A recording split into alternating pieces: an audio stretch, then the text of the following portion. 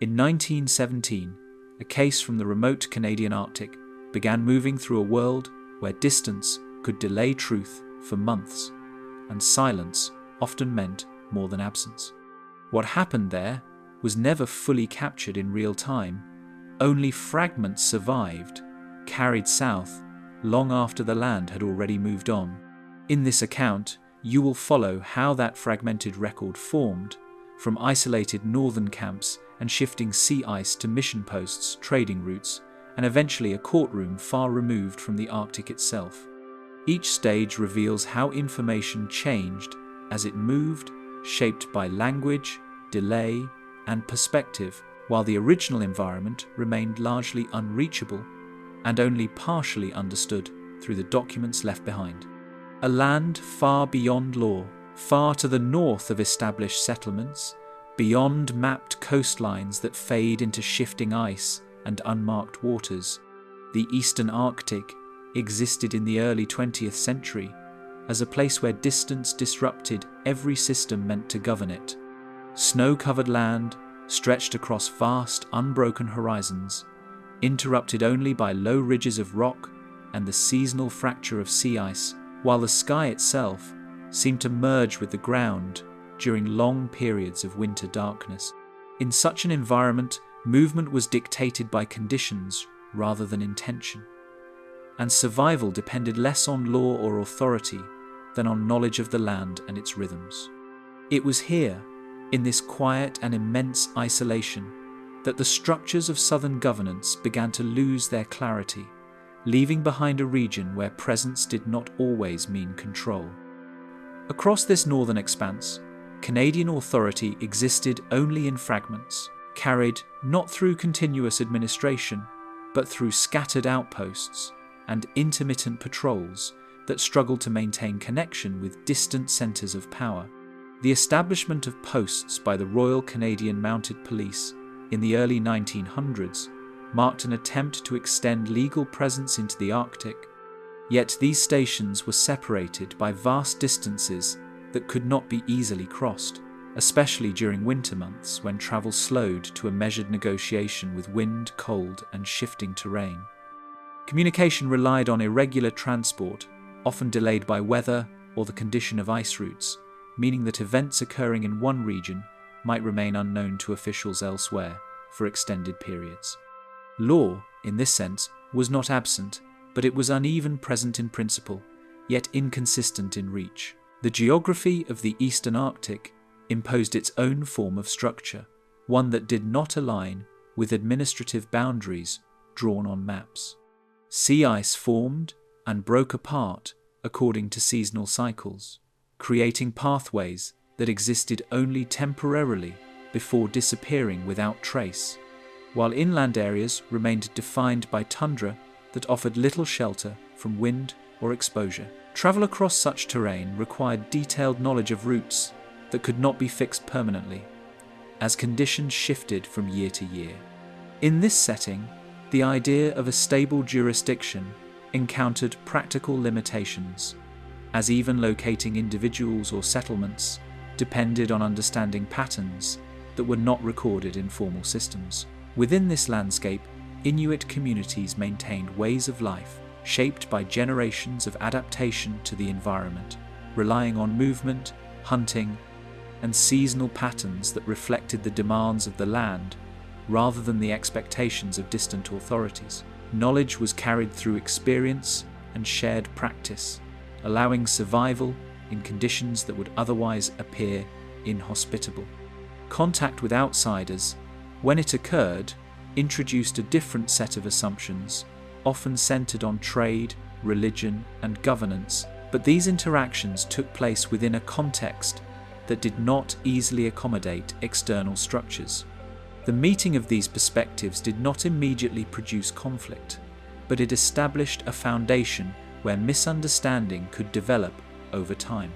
Trading posts operated as points of exchange between Inuit communities and southern economic systems, offering goods such as tools, ammunition, and supplies in return for furs and other resources gathered from the land. These posts were often isolated, staffed by a small number of individuals who depended heavily on local knowledge to sustain operations in an environment that did not support independent survival. Their presence introduced new forms of dependency, as access to goods altered traditional practices, yet the success of these outposts remained tied to conditions beyond their control, including weather, wildlife patterns, and the reliability of transport from the south. Missionary activity added another layer to this evolving environment, as religious figures traveled into the Arctic with the intention of establishing spiritual influence among Inuit populations. Missions were often located near trading routes or settlements where contact could be maintained, though the challenges of distance and climate limited their reach. The introduction of new belief systems did not occur in isolation, but intersected with existing cultural frameworks, creating a space where interpretation varied depending on context. Communication across languages further complicated these interactions, as translation did not always capture the full meaning of either side's perspective. As these different elements, trade, religion, and governance, began to overlap, the Arctic became a place where multiple systems operated simultaneously without fully integrating. The presence of law did not erase existing practices, nor did missionary influence replace established beliefs, resulting in a layered environment where authority could appear inconsistent or unclear. In practical terms, decisions made by individuals often depended on immediate circumstances rather than adherence to distant rules, particularly in situations where survival was at stake. The extension of Canadian legal authority into the Arctic during this period was not simply a matter of enforcement, but of interpretation, as officials sought to apply laws developed in vastly different conditions to a region where those laws had not been historically embedded.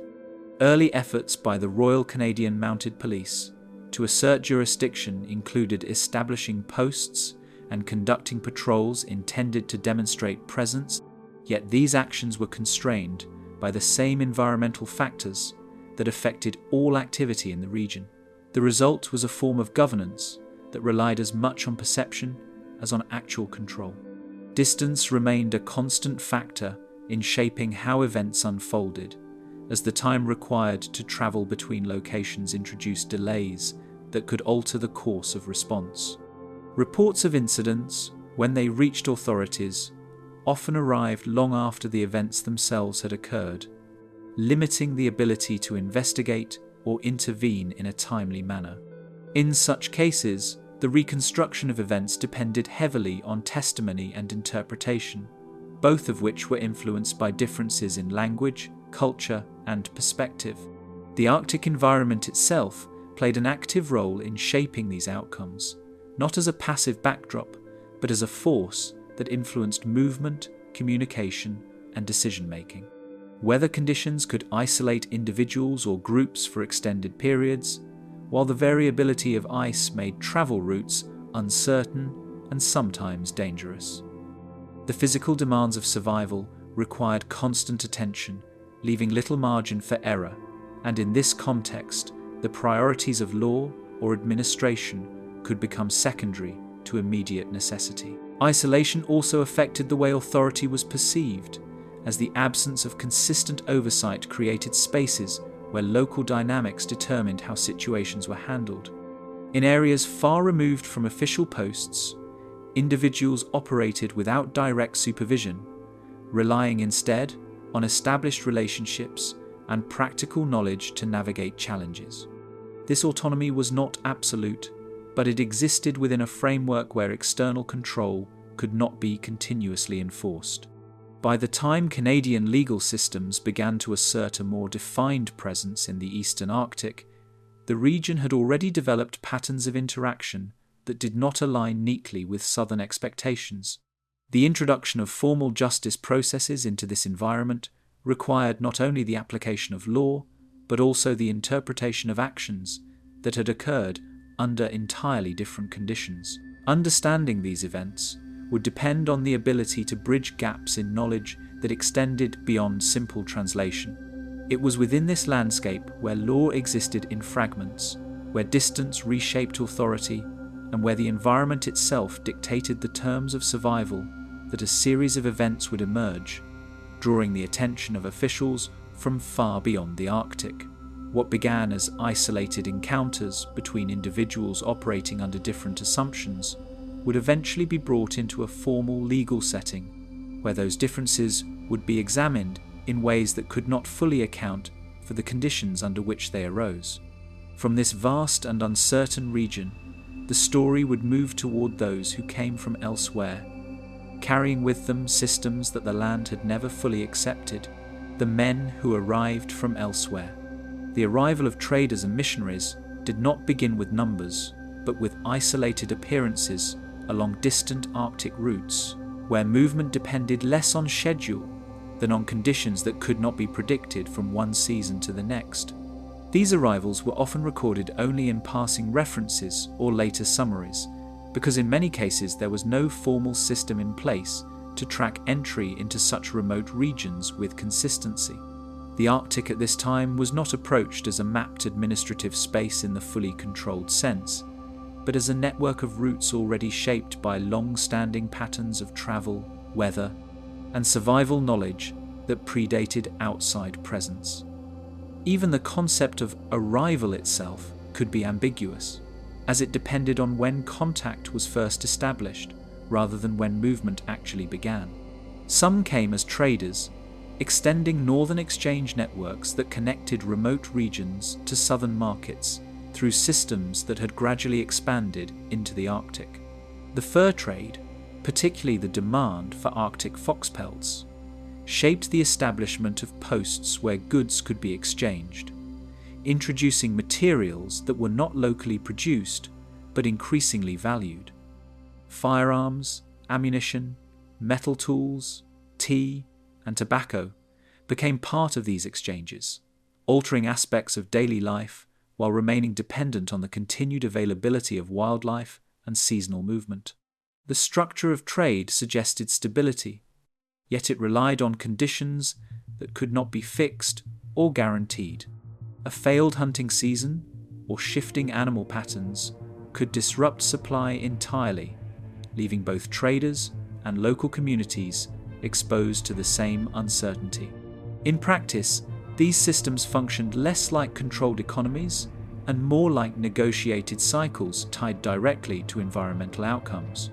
Others travelled under religious purpose, carrying missionary work into settlements that had long existed without it, often establishing small mission stations near existing routes of contact. Anglican and Roman Catholic missions began appearing in parts of the eastern Arctic during the late 19th and early 20th centuries, though their reach remained limited by distance and environment. Their presence introduced new systems of belief and practice, communicated through translation that did not always fully convey meaning across languages. Written scripture, sermons, and instruction required interpretation not only of words but of concepts, many of which did not have direct equivalents.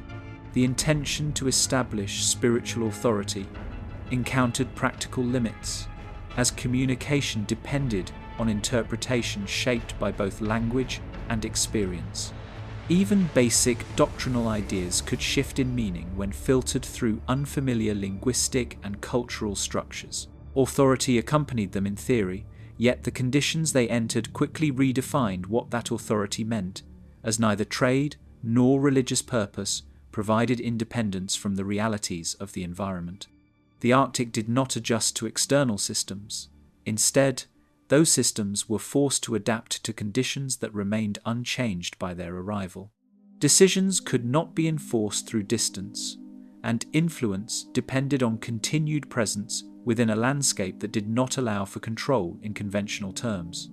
Even the concept of ownership central to trade and property did not always align with how land and resources were understood locally. Authority therefore existed less as a fixed position and more as something negotiated through continuous adaptation to environmental constraints. Survival placed immediate limits on independence, requiring knowledge that could not be drawn from their own experience, particularly in relation to travel, hunting, and seasonal timing. The ability to move across sea ice, identify safe routes, and locate resources depended on familiarity with patterns that were not formally recorded. Snow conditions, wind direction, and subtle shifts in terrain could indicate danger or opportunity, but only to those who had learned to read them over time.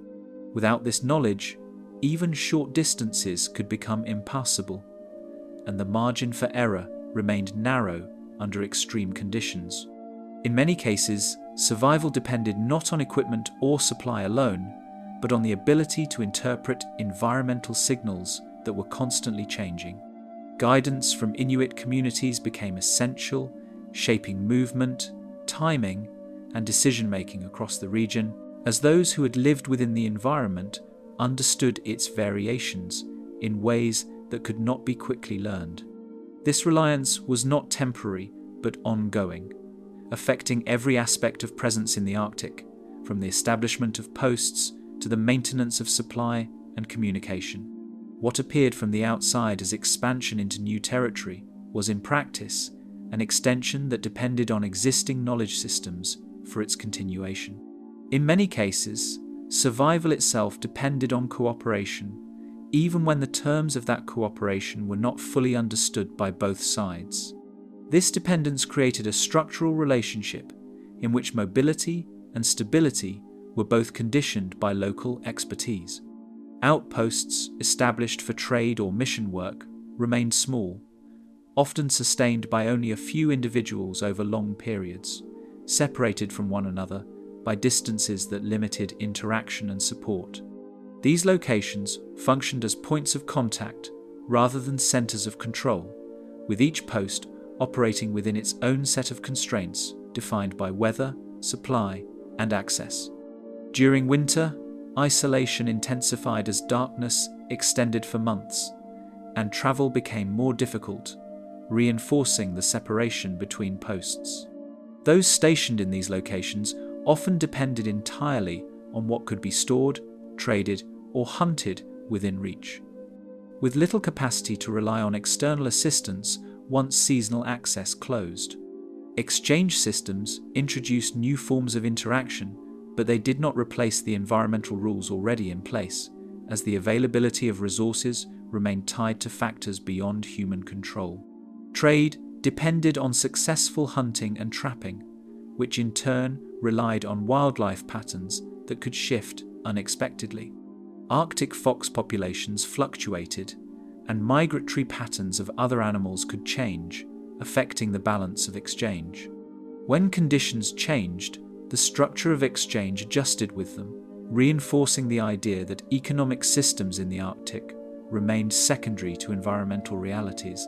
Stability in exchange was therefore always conditional, never fully independent of ecological fluctuation. Communication between groups depended on translation that could not always preserve meaning beyond basic understanding, particularly when concepts did not align directly across languages. Words could be exchanged, but intent and expectation were more difficult to convey, leading to differences in interpretation that did not always become immediately apparent. Misunderstandings could persist beneath the surface of otherwise cooperative relationships, shaped by assumptions that were never fully examined. Over time, these linguistic gaps created subtle but persistent differences in how agreements and instructions were understood. Differences in expectation began to surface gradually, without immediate conflict, but with increasing uncertainty, as ideas of ownership, obligation, and authority did not always correspond across cultural frameworks. Actions that held one meaning within Inuit practice could be interpreted differently within the systems brought by traders or missionaries, and vice versa. These differences did not exist as isolated misunderstandings, but as part of a broader pattern shaped by the meeting of distinct ways of life. Over time, these small inconsistencies accumulated, creating conditions where agreement could not always be assumed, even when cooperation appeared stable on the surface. Stability within these interactions remained conditional, influenced by factors that neither side fully controlled, including weather, distance, and the reliability of resources. Cooperation could sustain relationships over time, yet it existed within a framework that could shift without warning, altering the balance between dependence and autonomy. In such conditions, the presence of outsiders remained tied to circumstances that extended beyond their authority, limiting the permanence of any structure they attempted to establish. What appeared stable could change quickly, not through deliberate action, but through the environment itself, which continuously redefined the limits of control. Within this fragile and shifting arrangement, two individuals would come into focus. Their actions later carried far beyond the place where they occurred, Shinisiak and Uluksuk. From within this fragile and shifting arrangement, Shinisiak and Uluksuk begin to emerge not as outsiders, but as part of the Arctic itself, their presence shaped by the same forces that governed movement, survival, and interaction across the region. They did not enter the system described in earlier accounts, but existed within it long before it was observed or recorded, their lives structured by patterns that did not depend on fixed locations or external authority. What is known of them does not come from continuous documentation, but from fragments, moments where their paths intersected with those who carried written records, leaving behind traces that would later be interpreted through distant systems. Their lives unfolded through movement rather than settlement, following patterns shaped by season and survival, where location was determined not by permanence, but by necessity. Camps shifted according to the availability of resources, and decisions were made in response to conditions that changed over time, often without warning. In this way, movement itself functioned as a form of stability, allowing adaptation to an environment that did not support fixed occupation. The idea of remaining in one place carried risks that could not be ignored, particularly in a landscape where food sources could not be guaranteed. Hunting determined direction, requiring constant adaptation to conditions that could not be predicted in advance, as the presence of animals depended on cycles that extended beyond immediate observation. Success was never assured, and the ability to read subtle changes in environment became essential to survival. Tracks in snow, shifts in wind, and variations in ice formation provided information that could not be easily translated into written form, yet carried meaning for those who understood how to interpret them. In this context, knowledge was not static, but continuously adjusted through experience. Travel across the land and ice was not fixed, but guided by knowledge carried through experience and observation, where routes existed only as long as conditions allowed them to remain. Sea ice could serve as a pathway during certain periods, then break apart without warning, removing access and forcing alternative movement. Inland travel presented different challenges, shaped by terrain that offered little shelter and required careful navigation. Distance itself held different meaning in such conditions, measured not only in space, but in effort, time, and risk. Encounters with traders and missionaries occurred within this movement, forming brief intersections rather than permanent contact, where exchange and communication took place against the backdrop of differing expectations. These meetings were often shaped by circumstance rather than intention, occurring when paths crossed near trading posts or along routes that connected scattered points of activity. The interactions did not always follow a consistent pattern, as each encounter depended on timing, need, and the ability to communicate across language and cultural boundaries. Dependence on outside goods remained limited, as survival continued to rely primarily on local knowledge and skill, even as certain materials introduced through trade became integrated into daily use. Tools and supplies acquired through exchange could enhance efficiency, but they did not replace the fundamental practices required to navigate the environment. The balance between adoption and independence remained influenced by necessity, ensuring that reliance on external systems did not override the ability to function within the land. Mentions of Shinisiak and Uluksuk appear only intermittently in records, often shaped by the perspectives of those who documented them, leaving gaps that cannot be fully resolved. These accounts do not provide continuous narratives, but rather isolated references connected to broader events or interactions. What is preserved reflects not only the individuals themselves, but the context in which they were observed, filtered through interpretation that may not fully align with their own understanding of events. Environmental pressures influenced every decision, particularly in relation to food availability and seasonal change, where periods of abundance could be followed by scarcity without clear transition. The timing of migrations, the success of hunts, and the stability of conditions all contributed to outcomes that could not be controlled. In such an environment, planning extended only as far as conditions allowed, requiring constant reassessment of options and movement.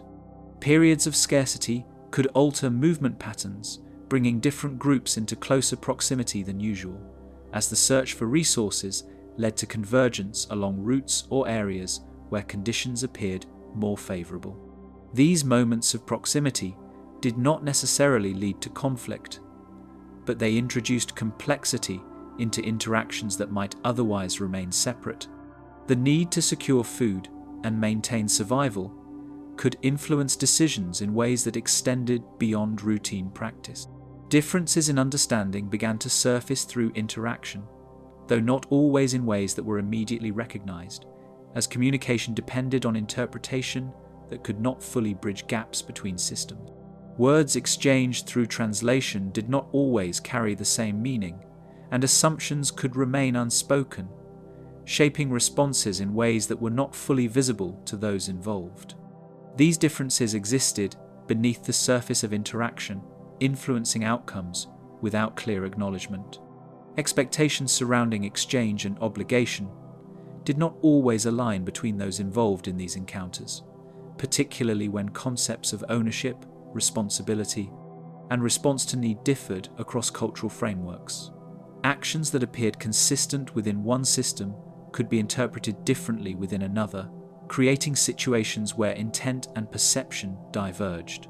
These differences did not immediately result in confrontation, but they introduced uncertainty into interactions that required mutual understanding. Repeated contact introduced familiarity, but it did not resolve the underlying differences in perspective, as each encounter reinforced existing patterns rather than reconciling them. Over time, the accumulation of these interactions created a shared history that was not uniformly understood, shaped by experiences that could not be fully aligned. Familiarity did not eliminate uncertainty, and in some cases, it may have deepened it by establishing expectations that could not always be met. What was understood within one system could remain unclear or misinterpreted within another, particularly when circumstances placed individuals in situations where decisions had to be made quickly and under pressure. The environment did not allow for extended negotiation or clarification, and outcomes often depended on immediate judgment. In such moments, the gap between understanding and action could become significant, shaping events in ways that would later be difficult to reconstruct. Circumstances gradually brought individuals into situations where choices were shaped by both environment and interaction, narrowing the distance between routine contact and consequential encounter. Movement, necessity, and proximity combined to create conditions that could not be fully anticipated, where the balance between cooperation and misunderstanding remained uncertain. These moments did not stand out at the time as distinct from others, yet they formed part of a sequence that would later be examined in detail. At a point where movement, scarcity, and misunderstanding intersected, an event would take place that could no longer remain contained within the land where it began. The incident in the north. Conditions across the northern region had already narrowed movement and contact before any recorded accounts of the incident began to form, as seasonal isolation and difficult terrain reduced travel to only the most necessary routes. In this environment, separation was not unusual but expected, with distance between stations, camps, and settlements often measured in days rather than hours of travel. The landscape itself enforced a kind of containment, where weather patterns and ice conditions determined when and how information could move, leaving large areas effectively cut off for extended periods. In practical terms, this meant that awareness of events rarely developed in real time, but instead accumulated slowly through delayed contact. Official records later describe the area during this period as isolated, with limited access due to seasonal and environmental barriers that restricted both movement and communication. Sea ice formation and breakup cycles created unpredictable conditions for travel, while storms and low visibility further reduced the possibility of safe passage. These factors combined to delay any consistent oversight from external authorities, meaning that events occurring within the region were often only known long after they had taken place. In practical terms, presence did not guarantee awareness, and proximity did not ensure timely understanding of developments occurring within the same region. Two outsiders remained stationed within this isolated zone, operating under constraints imposed by both distance and supply conditions, as was typical for small trading and mission posts in the Arctic during this period. Their position required reliance on stored provisions, periodic resupply, and cooperation with local travel knowledge to maintain basic functionality. Such stations were rarely self-sustaining for long periods, as environmental unpredictability could quickly affect access to food sources and transportation routes. Within these limitations, daily operations were shaped as much by survival requirements as by any intended administrative or religious purpose, where routine activity often depended on conditions outside direct human control. In the same broader region, Sinisiak and Uluksuk continued their movement through established routes shaped by survival needs, following patterns determined by hunting cycles and seasonal availability of resources. Travel across land and ice required constant adaptation to changing conditions, as paths that were viable at one time could become impassable without warning. Movement was therefore not linear, but responsive, adjusting to environmental signals that influenced direction and timing. Within this system, presence in a location was temporary by nature, governed by necessity rather than permanence, and often subject to abrupt change without external notice. Surviving accounts of what occurred exist only in fragmented form, preserved through later documentation rather than direct observation, with no continuous record of the event itself. These fragments come from reports compiled after the fact, often shaped by the limitations of communication and the time elapsed before information reached external authorities. As a result, the sequence of events must be understood through reconstruction rather than immediate documentation. This introduces a structural gap between what occurred and how it was later recorded, where completeness is inferred rather than directly preserved. Variations appear across these accounts, particularly in how sequences of events are ordered and interpreted, with some details aligning while others diverge significantly depending on the source. Differences in recollection and translation contributed to these inconsistencies, as information passed through multiple intermediaries before being formalized. In some cases, emphasis was placed on certain aspects of the event over others, depending on the perspective of the recorder. This layered transmission makes it difficult to establish a single uninterrupted narrative, as each version retains partial but incomplete authority.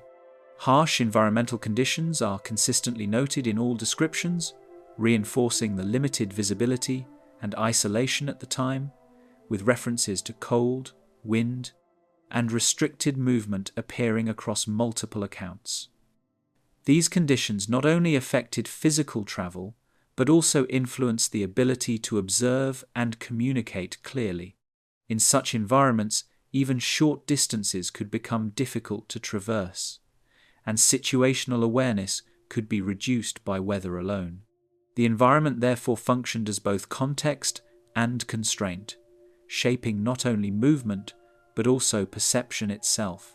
No immediate communication followed the incident, as geographic distance delayed any awareness beyond the local area, leaving the broader region uninformed until later transmission became possible. The absence of direct communication channels meant that information could only travel through established but slow routes, often dependent on seasonal travel conditions. This delay created a temporal gap between the occurrence of events and their recognition by external systems. During this interval, no coordinated response was possible, and understanding remained entirely local and unshared. Information eventually reached external authorities through indirect transmission channels, typical of the region's communication systems, including travel between posts and subsequent reporting to administrative centres farther south. These channels were not designed for rapid reporting, but for eventual consolidation of information over time.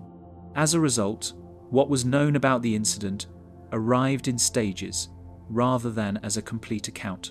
Each stage added further layers of interpretation to the original event, gradually reshaping how it was perceived in administrative context. When these reports were later consolidated, inconsistencies emerged between different versions of the same events, particularly in how actions and timing were described. Some accounts emphasized sequence, while others focused on circumstance, leading to variations that could not be fully reconciled. These differences did not necessarily indicate contradiction in intent, but rather reflected the limitations of how information was gathered and transmitted. The result was a record that contained both alignment and divergence, existing simultaneously as structured summary and fragmented narrative. Differences in interpretation were further shaped by linguistic and cultural translation between sources, where meaning could shift depending on how terms and actions were understood. Concepts that were clear within one framework did not always carry equivalent meaning in another, leading to variations in recorded descriptions. This process of translation introduced subtle changes that affected how events were later understood in formal records. The incident, as documented, became partially shaped by these interpretive layers, where language itself contributed to structural uncertainty. The lack of direct witnesses meant that reconstruction relied heavily on secondary accounts and retrospective summaries, rather than immediate observation or continuous documentation. This dependence on later interpretation introduced further distance between the event and its recorded form. In such cases, certainty was limited by the availability of information rather than the clarity of the event itself. What remained was a structured account built from incomplete sources, where absence became as significant as presence. As documentation developed, the original situational context became increasingly separated from the recorded narrative, as administrative and legal frameworks reshaped how information was organized. Details that were relevant in immediate survival conditions did not always carry the same weight in formal reporting. Over time, this shift altered the focus of records from environment and circumstance toward classification and interpretation. The event began to exist more clearly within documents than within its original setting, where lived context gradually receded from the formal record. Within formal records, the incident is ultimately presented as a singular event, despite unresolved contradictions across sources that remain visible when the accounts are compared. This consolidation reflects the need for a structured legal understanding rather than a complete narrative resolution. Even so, gaps remain where information cannot be fully aligned or verified. The record, while complete in form, retains internal points of uncertainty that resist full resolution even within structured documentation. As accounts of the event began to circulate beyond the Arctic, they were absorbed into external systems of law and record that would redefine how the incident was understood. The chain of reports across the ice. In the aftermath of the incident, communication did not move outward immediately, but instead entered a structured process of physical transmission across isolated points in the northern system. What followed was not a single act of reporting, but a gradual movement of fragmented information through terrain that did not support continuous connection. The system that carried these accounts was not designed for speed, but for survival within conditions that constantly interrupted any attempt at consistency. Even the concept of delivery was conditional, depending entirely on whether movement was possible at all within a given season. In administrative practice, reports referred to recorded accounts, spoken or written, that required sequential movement through multiple locations before reaching formal authority. Each account began as localized knowledge, shaped by immediate circumstance, and only later became part of a broader record through repeated transfer. The transformation from observation to documentation depended entirely on passage through this layered system, where each stage added structure but also distance from the original moment. In many cases, what was preserved was not the full account, but what remained stable enough to survive repetition. Across the Arctic, information moved only through established travel corridors, where ships, sled routes, and seasonal passages formed the entire communication infrastructure. There were no continuous lines of transmission in the conventional sense, only points of contact separated by large stretches of unmonitored terrain. Between these points, nothing could be sent or received until physical movement became possible again, making the geography itself an active constraint on information flow. Some routes existed only during brief seasonal windows, narrowing the opportunity for transmission even further. Periods of freeze and thaw repeatedly interrupted this system, at times halting all movement of information until environmental conditions allowed travel to resume. During these intervals, entire sections of the communication network effectively ceased to function. Ice conditions determined not only when travel was possible, but whether communication could exist at all in any meaningful sense. Time within the system was therefore irregular, expanding or collapsing depending on seasonal stability. What appeared as administrative delay was, in practice, environmental interruption embedded into the structure of governance itself. Every stage of transmission relied on individuals operating within the region, including traders, missionaries, and Inuit guides, whose movement determined whether reports advanced or stalled. These individuals did not function as formal messengers in a centralized system, but as necessary carriers within a dispersed network of travel-based communication. Their routes were shaped by survival needs as much as by administrative purpose, making information flow dependent on lived experience of the environment. In some cases, a single journey determined whether weeks of information remained isolated or continued forward. Before leaving their point of origin, accounts were often reformulated through local interpretation, shaping how events were first recorded for onward transmission. What was seen, heard, or understood in one location had to be translated into forms that could be carried further, often requiring simplification or restructuring. This initial transformation marked the first divergence between event and record, introducing variation before any official review had taken place. Even the decision of what to include or omit became part of the record itself. At intermediate stations, incoming information was reorganized and rewritten into standardized forms before being forwarded towards southern administrative centers.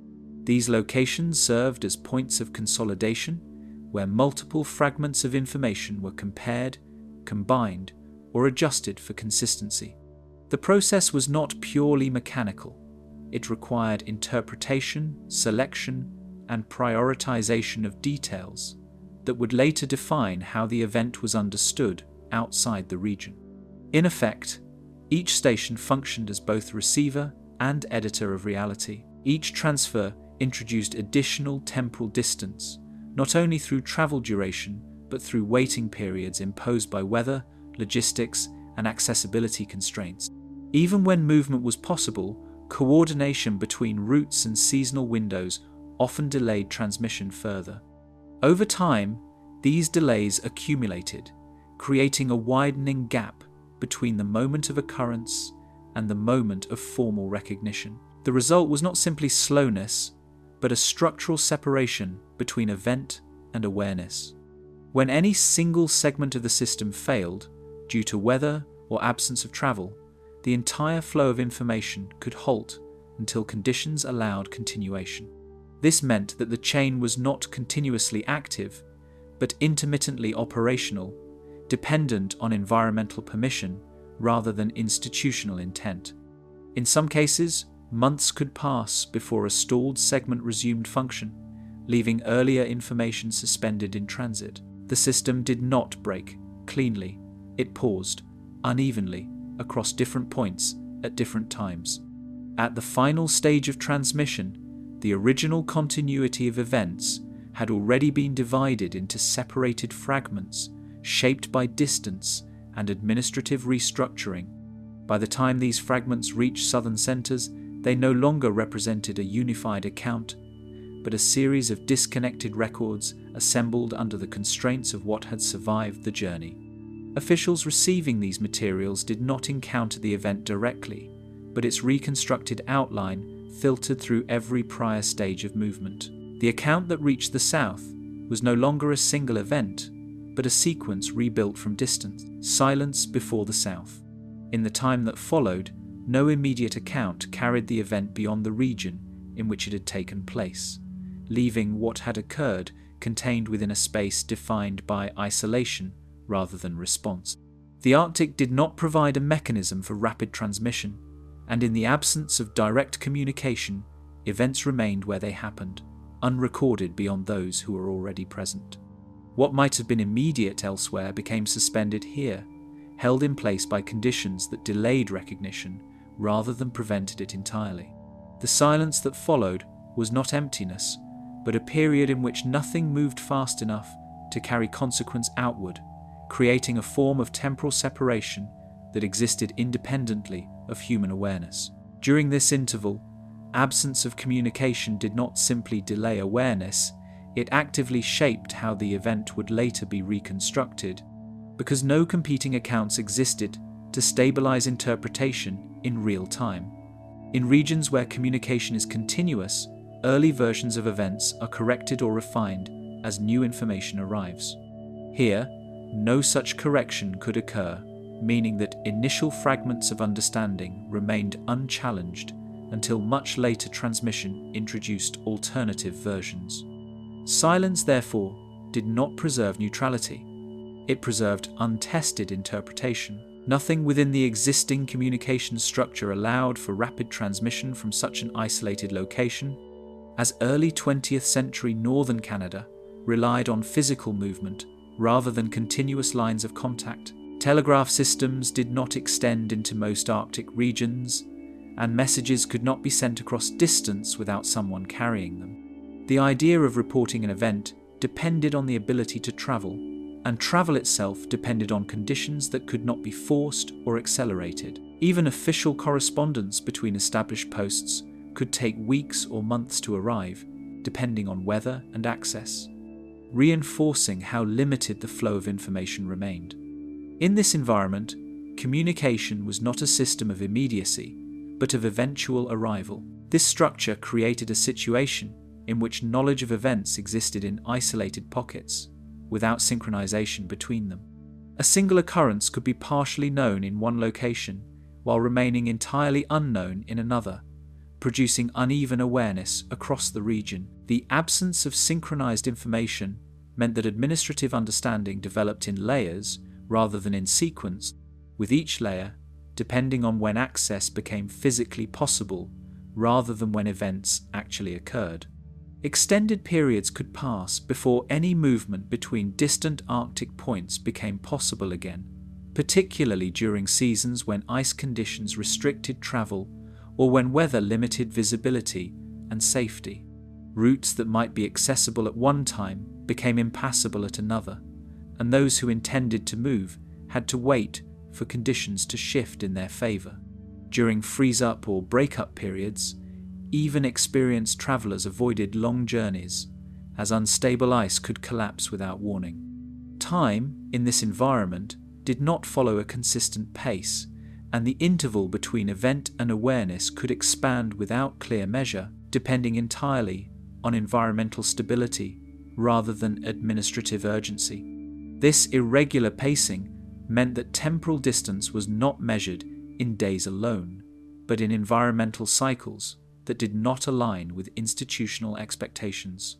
A single delay in travel could extend awareness of an event by an entire seasonal shift, creating a gap in which interpretation continued locally while formal systems remained unaware.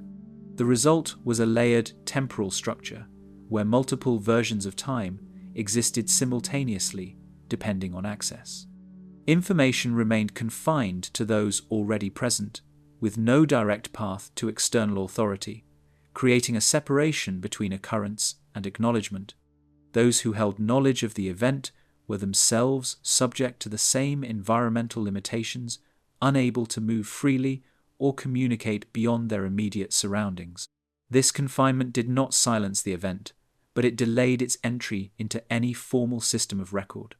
Knowledge existed, but only in place, unable to extend beyond the conditions that held it there, effectively isolating understanding within the same geography that contained the event itself. This isolation also meant that memory became the primary storage system for factual continuity in the early phase, replacing documentation that could not yet exist. In environments where writing or reporting is immediate, memory acts as support to recorded fact. Here, memory functioned as the primary structure, carrying the full weight of continuity until external systems could take over. That dependency introduced variability that would later become structurally significant in how accounts were reconciled. Messages, when they eventually formed, did not travel as fixed accounts, but as retellings shaped by memory and interpretation, influenced by the conditions under which they were conveyed. Each retelling depended on language, context, and the understanding of those involved, introducing variation even before reaching formal documentation. In the absence of written records at the moment of occurrence, spoken transmission became the primary method of communication, carrying with it the possibility of change at each stage. Details could shift not through intention, but through the effort to translate experience into words that could be understood by others, particularly in environments where precision was difficult to maintain over time. Each stage of transmission introduced subtle changes influenced by language, perspective, and circumstance, as information passed between individuals who did not always share the same framework of understanding. Translation, when required, added another layer of complexity, as concepts could not always be transferred directly between languages. What was intended in one context could be interpreted differently in another, shaping the form in which the event was eventually described. Even small differences in phrasing could alter how responsibility, sequence, or meaning were later understood, especially when recollection replaced immediate observation. No formal investigation could begin during this period, as awareness had yet to reach those responsible for enforcement, leaving the event without immediate external scrutiny.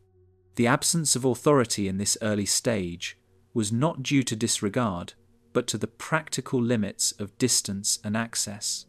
Until information reached administrative centres, there could be no structured response, no gathering of evidence, and no attempt to establish sequence or responsibility. What had occurred remained outside the reach of systems designed to examine it, existing instead in a state of informational suspension. Authority remained functionally absent, not through intent, but through the limits imposed by geography and season, as the Arctic environment dictated when and how intervention could occur.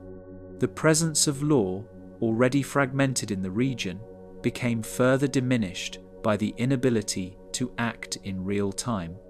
This delay did not remove authority entirely, but it deferred its application to a later moment, when conditions allowed for engagement. In this gap, the event existed without formal consequence, neither resolved nor yet acknowledged, within any institutional framework. Reports that eventually reached southern centres arrived incomplete, lacking the continuity expected by administrative systems that relied on structured information.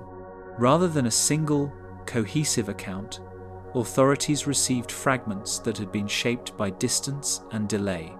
These fragments required interpretation, and interpretation introduced further layers between the original event and its official understanding.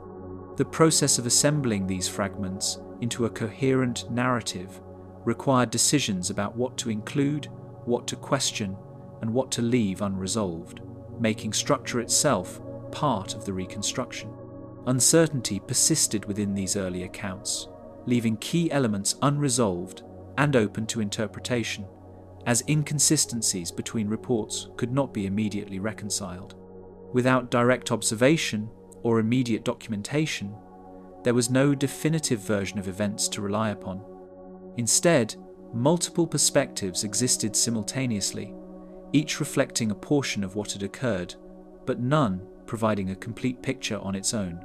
This uncertainty did not prevent action, but it shaped the way in which action would later be taken, embedding ambiguity into the foundation of response.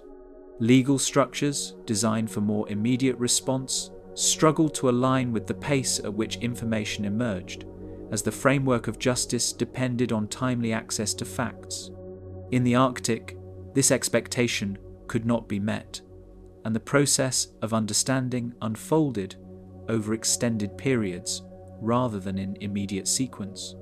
This mismatch between system and environment introduced complications that would later influence decisions about jurisdiction, responsibility, and procedure. The delay became part of the case itself, not merely an obstacle to it. Time itself became a factor in shaping understanding, as delay altered how events were perceived and recorded, creating distance not only in space, but in interpretation.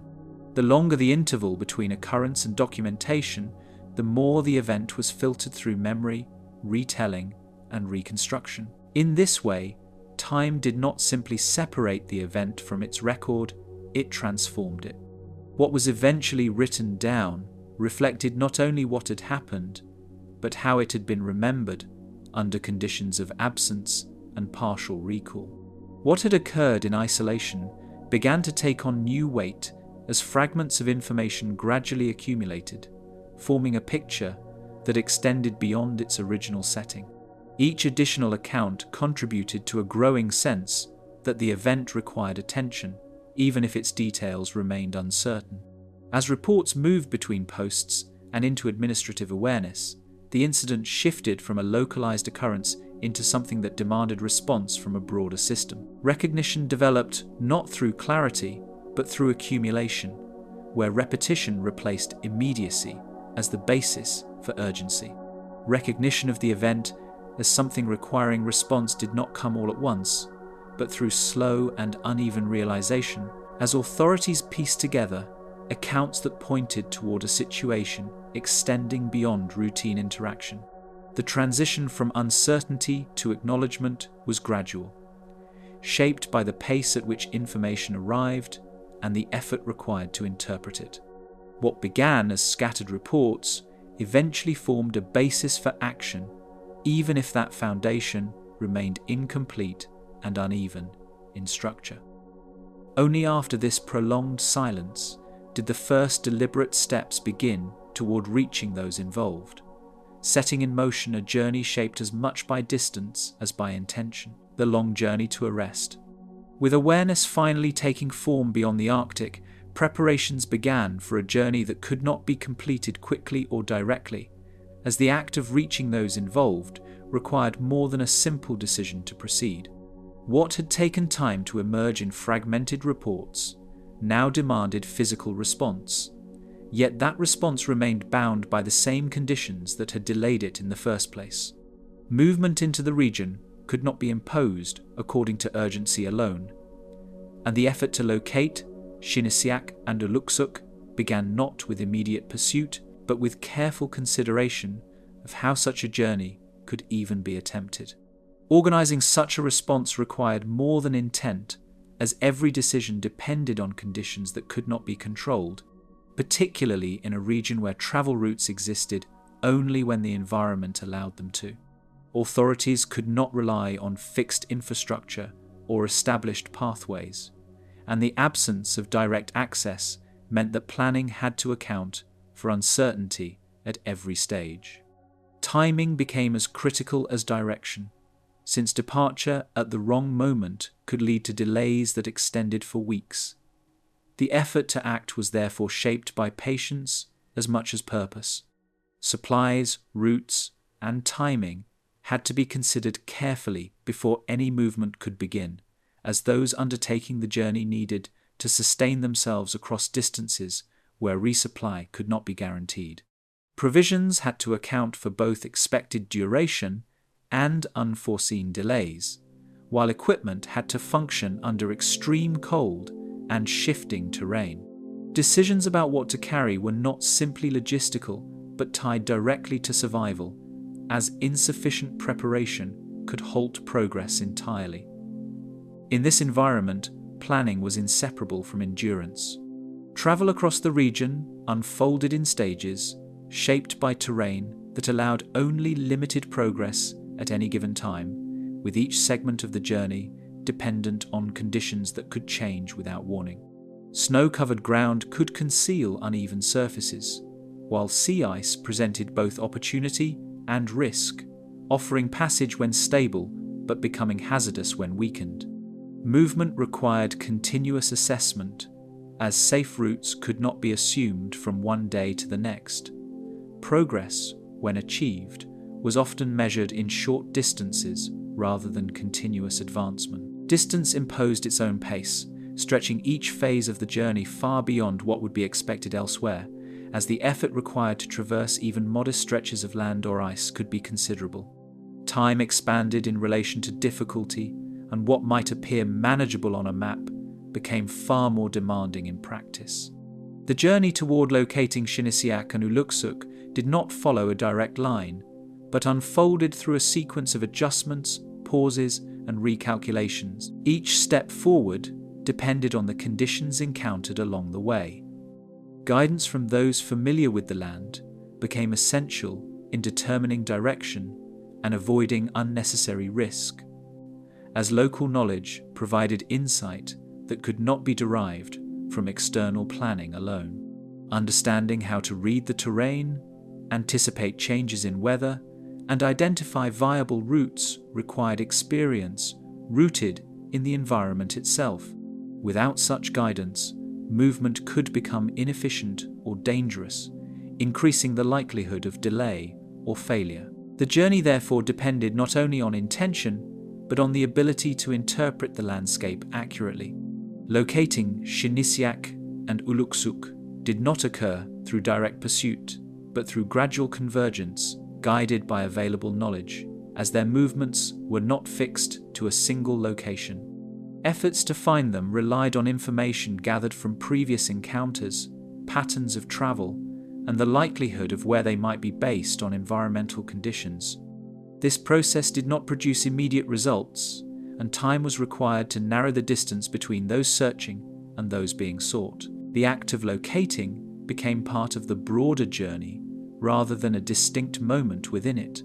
Contact, when it was eventually made, unfolded without immediate clarity, shaped by differences in language and expectation that influenced how the encounter was understood by those involved. Communication required interpretation, and interpretation did not always ensure full agreement in meaning. The interaction itself did not resolve uncertainty, but introduced a new phase in which decisions had to be made under conditions that were still not fully aligned. What followed was determined as much by context as by intention. Taking them into custody introduced a new phase of movement, where responsibility extended beyond location to continued transport under conditions that remained unchanged. Custody, in this context, did not resemble controlled environments elsewhere, but instead required maintaining oversight while navigating terrain that offered no fixed support. The practical aspects of this process, movement, shelter, and provision, remained subject to the same environmental limitations as before. Authority, once established, did not eliminate the challenges of the landscape. The return journey carried its own challenges, as conditions remained unchanged despite the shift in purpose, requiring those involved to retrace or adapt routes that were still governed by the same uncertainties. Movement did not become easier with direction reversed, and the need to manage both travel and custody added complexity to an already demanding process. Each stage required coordination and adjustment, as progress depended on maintaining stability under variable conditions. The journey back was not a resolution, but a continuation of effort. Progress during this phase remained uncertain, influenced by weather, terrain, and the physical limits of those traveling, as fatigue and environmental exposure affected the pace and reliability of movement. Delays could occur without warning, forcing pauses that extended the overall duration of the journey. In such conditions, maintaining continuity required resilience, as each obstacle introduced the possibility of further complication. The outcome remained dependent on factors that could not be fully controlled. Managing movement under these circumstances required constant adjustment rather than fixed planning, as decisions had to be revised in response to immediate conditions rather than long-term expectations. Flexibility became essential, allowing those involved to respond to changes in terrain, weather, and physical condition. The journey did not follow a predetermined schedule, but adapted continuously to the realities encountered along the way. Each adjustment contributed to the gradual progression towards its conclusion. As travel continued, the environment gradually shifted, marking a slow transition away from the conditions in which the event had occurred, though the influence of the Arctic remained present in every stage of movement. Signs of greater connection to administrative regions began to appear, not as a sudden change, but as a gradual emergence of structures that had been absent earlier. This shift did not immediately resolve uncertainty, but it signaled a movement toward a different form of control. By the time this extended journey approached its end, the presence of formal authority was no longer distant, but ready to take shape within the Arctic itself. The distance between evidence and arrival. Initial reports of the Arctic incident began leaving the northern region through limited seasonal travel routes connecting isolated settlements, where movement depended less on schedule than on whether ice conditions, daylight, and weather patterns allowed passage at all. At this stage, the event existed only as fragmented accounts carried by individuals or small transport groups, without any unified structure or confirmed sequence. Each departure marked not the transmission of a complete narrative, but the release of partial observation shaped by immediate circumstance, often recorded from memory rather than written documentation due to the lack of standardized recording at remote points. Movement of early information depended entirely on physical transport systems operating under strict environmental constraints, where ships, sled routes, and foot travel formed the only viable channels of communication. These systems did not function continuously, but instead operated within narrow seasonal windows, often closing entirely for extended periods. As a result, information did not flow steadily, but arrived in discontinuous intervals shaped by geography and climate rather than urgency or importance, creating natural pauses in awareness that could last weeks or even months. Relay stations, positioned between settlements, received incomplete fragments of the original reports at irregular intervals, acting as intermediate points where information was temporarily held, repeated, or forwarded onward. These locations did not function as verification centers, but as necessary passage points in a chain of movement that lacked central coordination. What passed through them often depended on who was present, what had been understood, and what had been deemed worth transmitting further, leading to subtle shifts in detail even when intent remained unchanged. Weather interruptions frequently halted communication travel, creating extended periods where no new information could move southward, leaving entire regions temporarily disconnected from developments occurring elsewhere. During these interruptions, earlier fragments remained unchanged, while newer information failed to arrive, producing gaps in temporal understanding. The absence of updates did not indicate resolution, but interruption in transmission, and in some cases, older reports continued to circulate long after they had been superseded elsewhere. Different relay points processed and forwarded varying versions of the same initial accounts, depending on what had been received and how it was interpreted at each stage of passage. Subtle differences in wording or emphasis emerged naturally as information was repeated across multiple points of transfer. These variations accumulated gradually, resulting in parallel versions of the same event circulating simultaneously, none of which could yet be confirmed as definitive due to the absence of a complete record. Administrative awareness of the event remained inconsistent due to staggered arrival times of partial information, meaning that different offices formed awareness at different stages of completeness. Some received only early fragments, while others encountered later editions without full context of earlier reports. This staggered reception prevented any synchronized understanding during the initial phase of transmission, and in certain cases, decisions were made before later fragments had even entered circulation.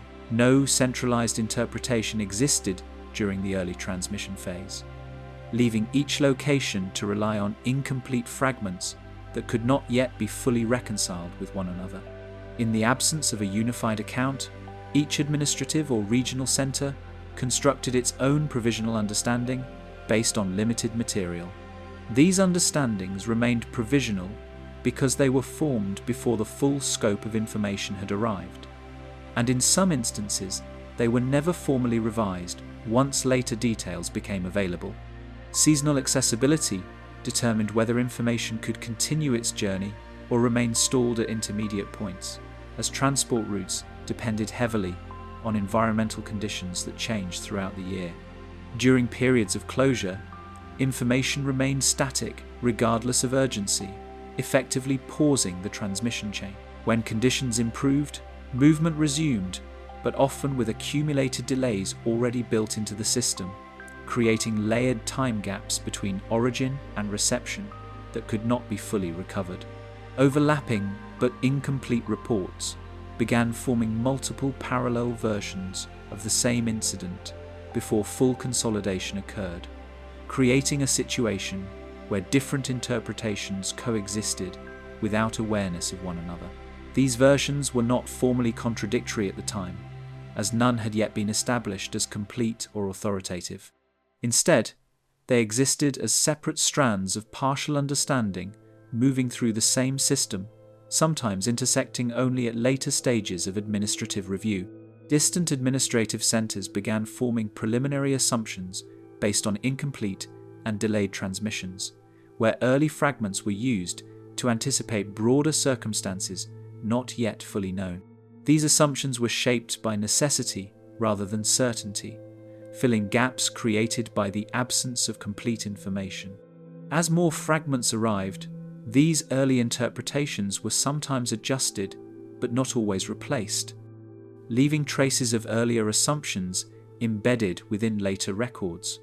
Temporal gaps between reports created structural uncertainty in how the situation was first understood at institutional level, since information arrived in uneven intervals rather than continuous flow. This unevenness made it difficult to reconstruct sequence with confidence during early stages of awareness. As a result, the timing of knowledge itself became part of the uncertainty surrounding the event, not just its content or interpretation. Only after extended delay did fragmented accounts begin converging into a recognizable sequence, suitable for formal classification, where scattered reports were finally assembled into a coherent structure that could be processed within administrative systems. This convergence marked the first point at which the event could be treated as a singular case rather than a collection of isolated observations. Even then, earlier fragmentation remained embedded within the reconstructed sequence, influencing how later summaries were written and stored. When the last fragments finally reached centralized authority, they arrived already shaped by distance, delay, and the paths they had taken to get there. Law arrives in the ice. Formal authority reached the Arctic after a prolonged period in which its presence had existed only indirectly through earlier reports, marking a shift from delayed awareness to physical occupation of the region. What had once been confined to fragmented communication and administrative uncertainty now required direct engagement within a landscape that did not conform to the expectations of external systems. The transition was not immediate in effect, as arrival did not equal full operational capacity, but it did alter the conditions under which the case would now be handled. Even the act of simply reaching the area reflected how dependent authority remained on weather windows, transport routes, and the cooperation of those familiar with the land, reinforcing that access itself was still governed by environmental timing rather than institutional intent. Physical representatives of law now occupied the region, though the systems they relied upon were not fully present with them, creating a situation where authority existed without its usual institutional support. Courts, structured facilities, and established infrastructure were not available in the way they would have been in southern centres, requiring officials to operate within temporary and improvised conditions. This meant that legal presence had to function through adaptation rather than replication of standard procedure. The authority was real, but incomplete in form, and its effectiveness depended heavily on circumstances outside its control, particularly weather stability and local mobility. Conditions on the ground immediately limited how enforcement could function in practice, as geography and environment imposed restrictions that could not be overridden by procedure or intent. Movement between locations remained dependent on weather and ice stability, and even basic travel required careful coordination that accounted for shifting risk. Storms could halt progress entirely, while changes in ice thickness could alter routes without warning. These constraints affected not only mobility, but also timing, communication, and the ability to gather consistent information across different points in the region, creating procedural delays that were structural rather than incidental. Every procedural step required adjustment before it could be applied within the Arctic environment, as established legal frameworks were not designed for conditions of isolation and extreme climate. Processes that normally relied on immediate access to resources and infrastructure had to be modified to account for distance and delay, sometimes requiring decisions to be made in the field rather than in formal settings. Even basic actions, such as documentation, transport, and communication, required reconfiguration under pressure. The law did not disappear in this setting, but it had to be reinterpreted in order to function at all, often in ways that deviated from its standard institutional form. Standard institutions associated with justice were absent, forcing reliance on temporary arrangements that could be assembled within available spaces and resources. There were no dedicated courtrooms or detention facilities in many of the locations involved, meaning that proceedings had to occur wherever conditions allowed. This often meant adapting mission buildings, trading posts, or other available structures for purposes they were not originally intended to serve. In some cases, even these spaces were affected by cold, isolation, and limited supply, adding further constraints to already improvised arrangements, where physical discomfort became part of procedural reality. Case materials had to be assembled from accounts already shaped by delay and distance, with no immediate access to original documentation at the moment of review. Information had travelled slowly, often through multiple intermediaries, before reaching the point of formal examination. As a result, what was available to authorities consisted of layered accounts rather than direct observation, with each layer introducing potential variation. The process of assembling these materials required careful comparison of fragments that did not always align perfectly, and in some cases required decisions about which inconsistencies could be reconciled and which could not, introducing interpretive judgment into the structure of evidence itself. Communication across languages remained a central constraint in every recorded interaction, as translation was necessary for both testimony and procedural understanding. Meaning did not always transfer cleanly between languages, and subtle differences in interpretation could affect how statements were recorded in official form. This introduced an additional layer of complexity into an already fragmented record. In some instances, even basic terms carried different implications depending on cultural context, requiring clarification that was not always immediately possible, particularly when environmental urgency limited extended discussion. Conventional methods of gathering evidence were not fully applicable under existing conditions, as the environment limited both access and immediacy. Physical evidence, where it existed, had already been affected by time, weather, and distance, reducing its reliability or clarity. Witness accounts therefore carried significant weight, even when incomplete or inconsistent across different retellings. This reliance on testimony reflected the practical limitations of conducting formal inquiry in such a setting, where ideal procedures could not be fully implemented and where preservation of information itself was uncertain. The authority present in the region operated more through observation than direct enforcement, as the ability to intervene was often constrained by circumstance. Presence alone did not guarantee control over outcomes, and decisions frequently had to account for conditions outside administrative reach. In many cases, observation became the primary means of establishing understanding before any formal action could be taken, especially when environmental conditions prevented immediate resolution. This created a dynamic where law existed alongside uncertainty rather than replacing it, functioning within limits imposed by geography rather than doctrine. Legal interpretation began to structure the fragmented information into a formal framework, organizing disparate accounts into a form that could be assessed within established categories. This process required selecting, comparing, and arranging information that had not originally been recorded with legal classification in mind. Over time, repetition across certain accounts helped stabilize parts of the narrative, while other elements remained unresolved.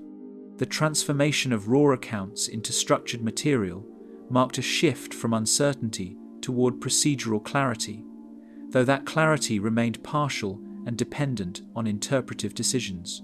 Cultural differences introduced ongoing challenges in aligning testimony with legal categories, as concepts of responsibility, intent, and action did not always correspond directly between frameworks. What was understood within one context required careful interpretation within another, and this process was not always straightforward even with translation support. These differences did not prevent legal processing, but they influenced how information was categorized and understood at each stage. The result was a layered record shaped by multiple interpretive systems operating simultaneously, each contributing to the final structure of understanding. The physical environment continued to influence every stage of procedural development, as weather and geography remained active factors throughout the legal process. Movement between locations, timing of proceedings, and access to information were all affected by external conditions that could shift without warning. Even administrative planning had to account for environmental unpredictability, particularly when scheduling travel or securing transport. In this setting, law operated within constraints that remained constant, regardless of intention or structure, reinforcing the persistent role of geography in shaping institutional behavior. Uncertainty within the gathered accounts had to be organized into a format suitable for judgment, requiring that incomplete and sometimes conflicting information be structured into a coherent case file. This did not eliminate ambiguity, but it made it possible for formal evaluation to proceed within the limits of available data. The process of organization itself became part of the legal transformation of the event, as raw accounts were reshaped into admissible material. What could not be resolved in the field had to be addressed through structured interpretation, where form replaced completeness. Once the available information had been shaped into a formal case structure, attention turned toward the proceedings that would determine its outcome. The trial begins. Judicial proceedings were formally initiated within a setting adapted to conditions far removed from conventional court environments, where the structure of law had to be assembled from necessity rather than inherited infrastructure. What would normally require a dedicated courthouse, trained administrative support, and stable procedural surroundings instead took shape in a space defined by improvisation and environmental constraint. The authority present was real, but its form was reshaped by the Arctic itself, which continued to dictate what could and could not be done within its boundaries. Even the simple act of convening required coordination with weather, travel conditions, and the availability of those involved, making the beginning of the trial as much a logistical achievement as a legal one. Court structure emerged through immediate necessity, shaped by the absence of established infrastructure in the region, where no permanent judicial facilities existed to support formal proceedings. Roles within the process, judicial authority, clerical recording, and interpretation had to be assigned within conditions that did not naturally support such divisions. Each function depended on the others in ways that left little margin for procedural separation. The structure of the trial therefore existed as a working arrangement rather than a fixed institution, vulnerable to disruption from the same environmental forces that affected every other aspect of life in the region. Shinisiak entered the record as a named defendant within a process that required careful procedural framing, transforming an individual presence into a defined legal subject within the case. This transition from person to formal designation reflected the requirements of legal categorization, where identity becomes structured through documentation and role assignment. The act of naming within the proceedings carried procedural weight, marking the point at which the individual became fully integrated into the judicial record. From this moment forward, all subsequent interpretation of actions would be filtered through this formal classification. Early testimonies were introduced through interpretation rather than direct linguistic correspondence between speaker and record, creating an immediate layer of mediation between spoken account and written form. Each statement required conversion into a language of legal record, a process that depended heavily on the interpreter's accuracy and the available vocabulary for conveying meaning. This structure meant that testimony did not enter the court in its original form, but as a transformed version shaped by translation.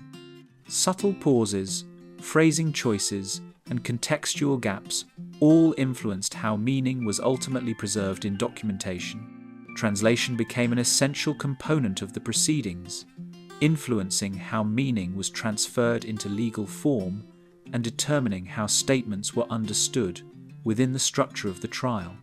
Subtle differences in phrasing could alter implications of intent, sequence, or responsibility, even when the core content remained similar. In some instances, a single term carried different legal weight depending on how it was rendered between languages. In this way, translation was not a secondary function, but a central mechanism through which the entire case was constructed. Cultural differences between legal expectations and Inuit understanding began to surface within structured testimony, particularly in how actions and intent were described. Concepts embedded within one framework did not always align neatly with those required by another, creating spaces where meaning could shift depending on interpretation. Ideas of responsibility, cause, and consequence were not always directly equivalent across systems of understanding, requiring careful negotiation within the courtroom setting. These differences did not prevent communication, but they complicated its precision, requiring repeated clarification within proceedings. Procedural order continued, despite environmental interruptions that affected timing and continuity of hearings, as external conditions remained unpredictable throughout the process. Weather changes and logistical constraints influenced when sessions could begin, pause, or resume, meaning that legal structure had to adapt continuously. In some instances, travel delays or shifting ice conditions required postponement of scheduled proceedings, breaking continuity in ways that affected the rhythm of testimony. The trial did not follow uninterrupted progression, but unfolded in segments shaped by circumstance as much as by design. Witness statements drawn from earlier accounts revealed inconsistencies when re-examined within formal questioning, particularly when placed under structured legal examination. Details that had previously been recorded in fragmented or delayed form did not always align when brought into direct comparison. Some variations appeared to stem from memory, while others reflected differences in translation or context at the time of initial recording. These variations did not necessarily invalidate the accounts, but they introduced uncertainty into how they could be interpreted collectively. Evidence presented during the proceedings was limited, requiring greater reliance on narrative reconstruction than physical confirmation, as environmental conditions had affected what could be preserved or documented. Material evidence, where present, had often been altered by time and exposure, reducing its clarity or reliability.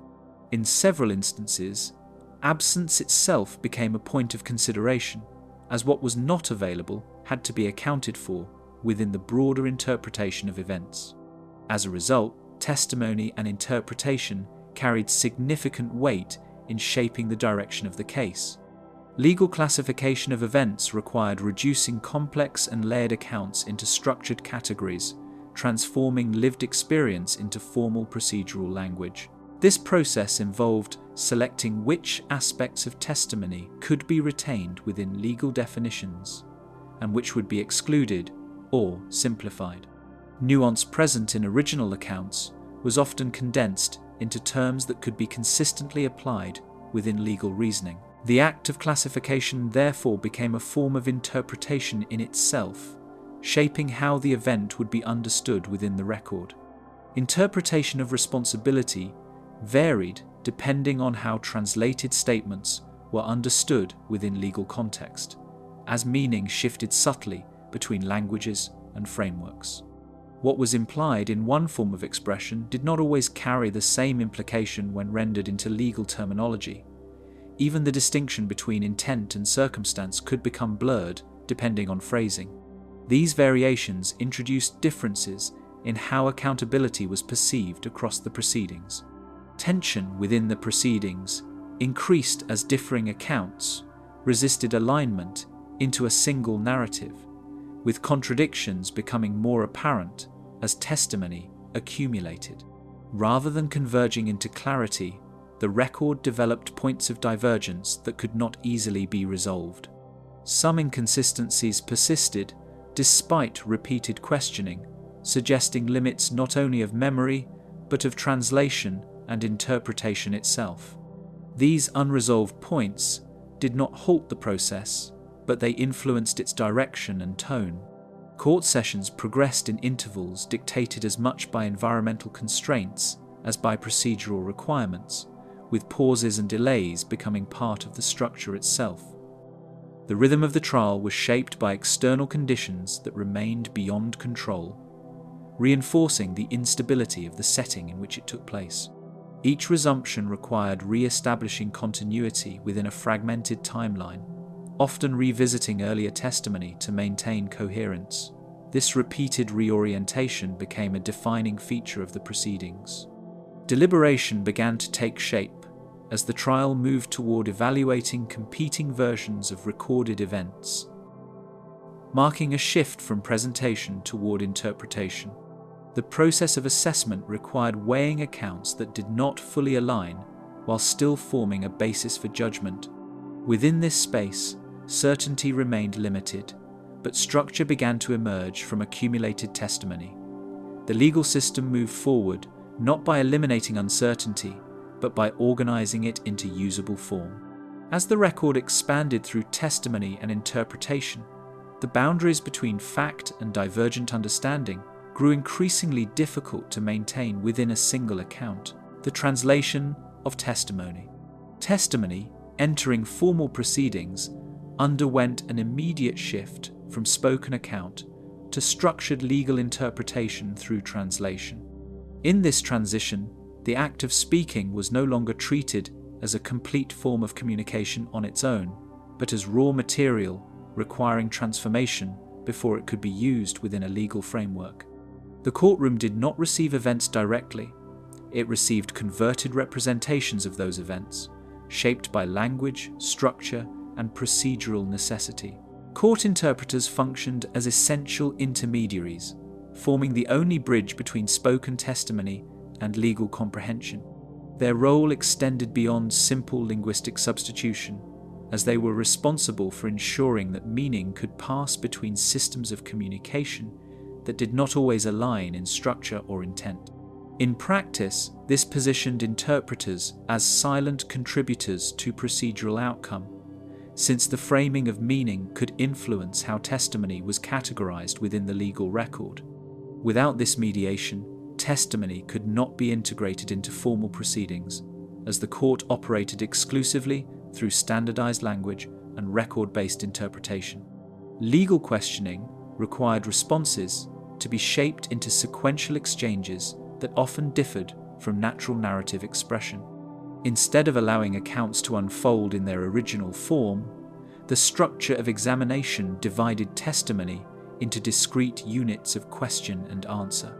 This format imposed order on speech that may not have originally followed linear progression, requiring adjustment at the moment of delivery. Over time, this structure reinforced a legal expectation that truth must appear in segmented form to be considered valid. Differences between legal terminology and spoken language created measurable shifts in meaning during courtroom exchange. Certain concepts expressed in one language did not carry direct equivalence in another, requiring approximation rather than direct translation. These adjustments, while necessary for communication, introduced subtle variations in how intent and action were understood within the proceedings. In some cases, the absence of direct linguistic equivalence meant that meaning was reconstructed rather than transferred. Tone, pause, and situational context frequently diminished during translation, leaving only condensed factual statements. Elements that carried meaning in spoken form, such as emphasis, silence, or narrative pacing, were often not preserved in written record. What remained was structurally precise but contextually reduced, reflecting only what could be consistently recorded within legal documentation. This reduction created a gap between lived expression and recorded interpretation that could not later be recovered. Court documentation required testimony to be reorganized into linear form, regardless of how it was originally delivered. This restructuring process placed events into a fixed sequence, even when original accounts were shaped by nonlinear or situational memory. The transformation was necessary for legal clarity, but it altered the way events were internally represented within the record. Linear structure became a requirement of legal truth rather than a reflection of how events were experienced. Formal legal categories imposed fixed definitions on actions that originally carried broader situational meaning. In this process, behavior described in testimony was assigned specific classification within legal language, which narrowed interpretive flexibility. Actions that may have been understood contextually in spoken form became defined in precise procedural terms once recorded. This shift created a legal framework where meaning depended on classification rather than context. Each interpretive step functioned as a necessary filter through which spoken meaning passed before entering the official record. This filtering process was not optional within the system, as every statement required conversion before it could be formally acknowledged. With each layer of interpretation, the distance between original expression and recorded form increased, even as the content became more structured.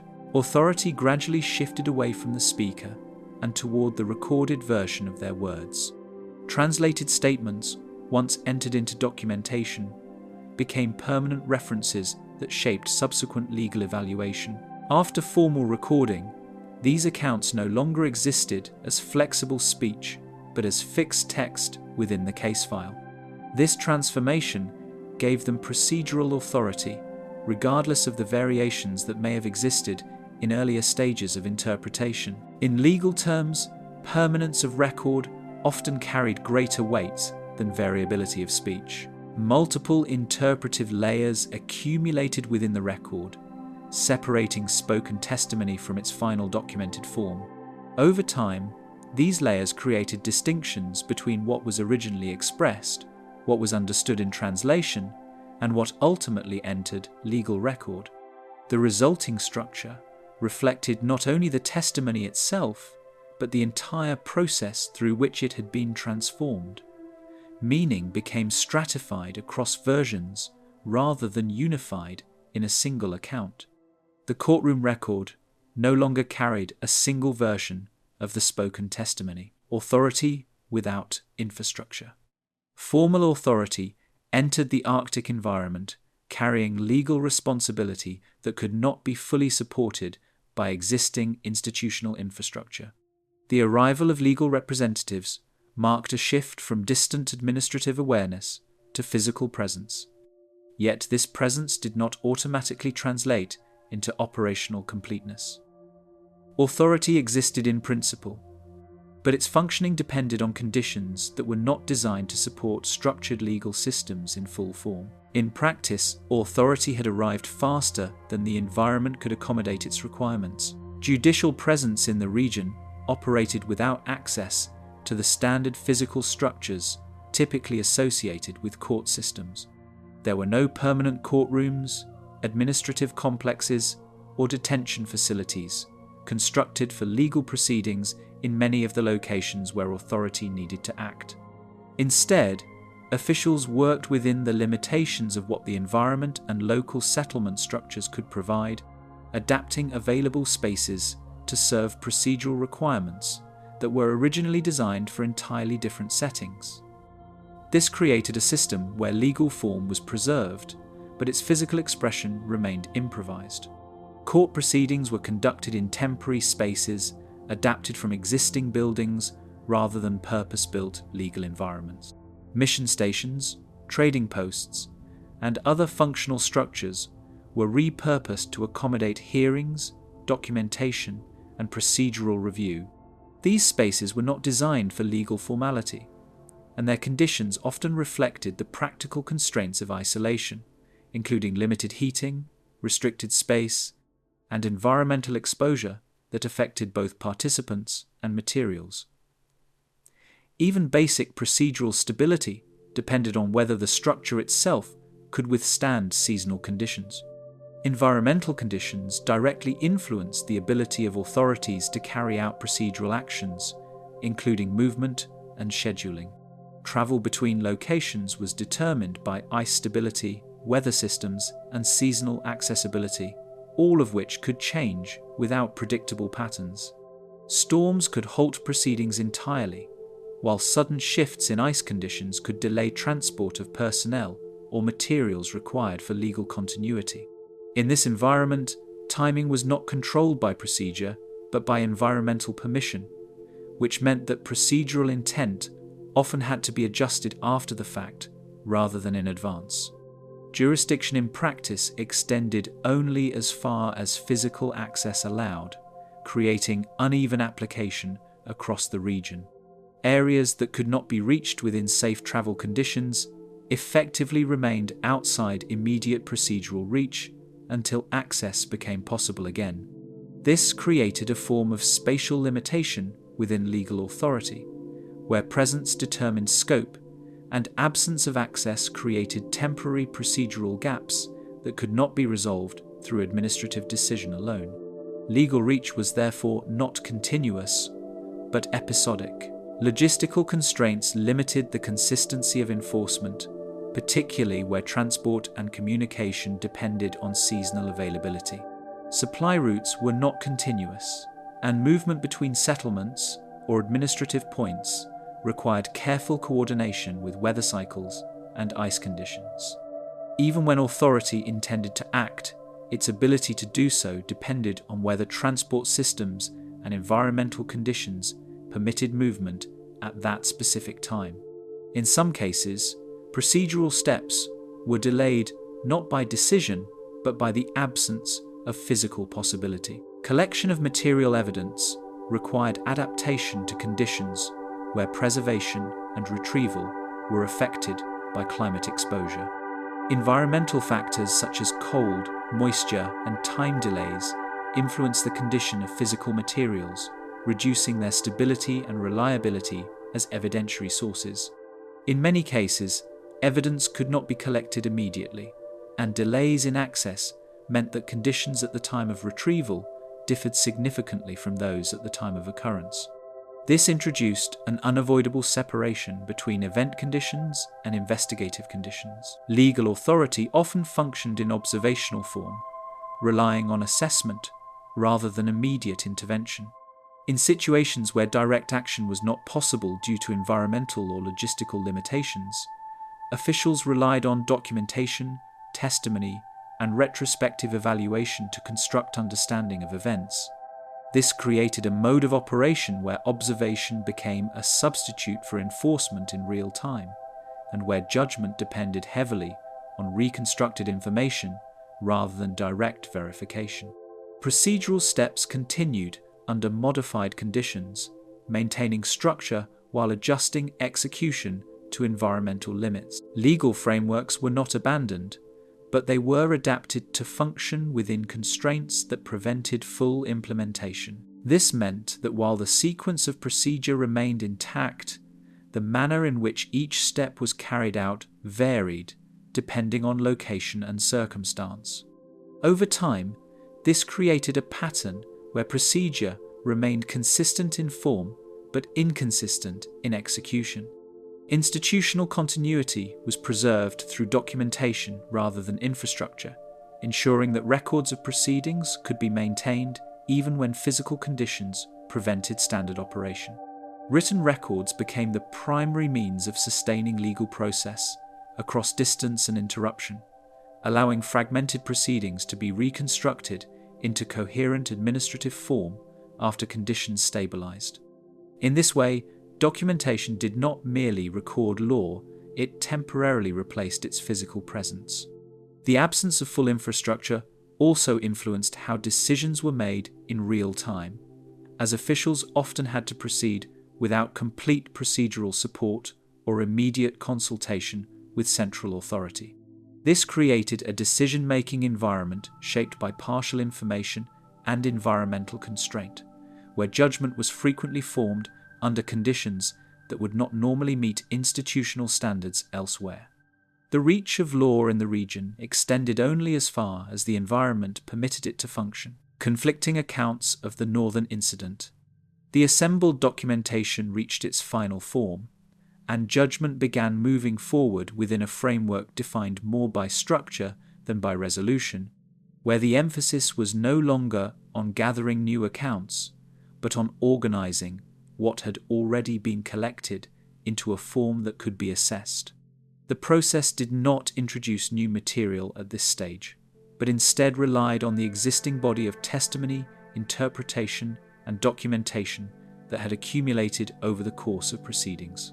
What remained was not expansion of knowledge, but refinement of how that knowledge was arranged and understood within legal limits. Within this completed structure, comparison of accounts did not function as a search for singular truth, but as a procedural method of alignment testing where each version was measured against others to identify points of overlap and divergence. However, alignment did not produce convergence because the system was not designed to eliminate difference, but to document it in structured form. The result of comparison was therefore not resolution, but classification of inconsistency. Within the completed trial record, the accumulation of testimony began to reveal persistent divergence in how events were understood, not as a failure of documentation, but as a reflection of how differently the same occurrence could be interpreted once separated into language, memory, and legal structure. What had entered the court as individual accounts shaped by experience and circumstance now existed side by side within a single formal archive, where alignment was expected but not achieved. Even the act of comparison did not produce convergence, but instead highlighted the boundaries between interpretive systems. Across Inuit oral accounts and written institutional reports, the same occurrences took on differing forms of meaning, not because the underlying events changed, but because the frameworks used to describe them did not fully overlap. Oral narration preserved context through continuity of story and relational detail, while written summaries prioritized sequence, classification, and procedural clarity. When placed together, these approaches did not naturally converge, and the gap between them became more visible within the structured environment of the record. This gap was not treated as absence of truth, but as difference in method of expression. Between legal summaries and field-based recollections, the structure of the event shifted depending on how it was recorded, with emphasis placed on different elements depending on the purpose of the account. What was essential in one version could be secondary or absent in another, not due to contradiction alone, but due to differing priorities in how information was selected and preserved. This created parallel versions of the same sequence, each internally consistent but not fully aligned with the others. The legal system did not attempt to erase these differences, but to contain them within structured comparison. Translation differences introduced subtle but significant variations in how key statements were rendered into official language, where a single term could carry multiple possible meanings depending on context. These variations were not always immediately visible in the written record, but they influenced how intent, action, and responsibility were later interpreted. The process of translation, therefore, operated not only as linguistic conversion, but as a structural filter, shaping the final form of testimony. In some cases, meaning shifted not through error, but through the limits of available equivalence between languages. Sequence discrepancies appeared when comparing multiple versions of the same timeline, with events ordered differently depending on the source and method of recording. Some accounts prioritized immediate observation, while others reflected retrospective reconstruction based on later understanding. These differences in ordering did not always indicate error, but they did affect how causality could be understood within the formal case structure. When sequence is unstable, causation becomes interpretive rather than fixed. Responsibility was described in contrasting terms depending on whether interpretation followed legal or contextual frameworks, as legal categories required clear assignment, while contextual accounts often emphasized circumstance. Within structured documentation, responsibility needed to be defined in direct terms, whereas lived accounts frequently described shared or situational factors. This difference created tension between classification and description, without fully resolving into a single interpretation. The result was not disagreement over facts alone, but disagreement over how facts should be framed. Environmental descriptions embedded within testimony influenced how actions were explained and justified, as conditions of isolation, weather, and terrain were not separate from events, but part of how they were experienced. In some accounts, the environment was not background, but active context shaping decision-making and movement.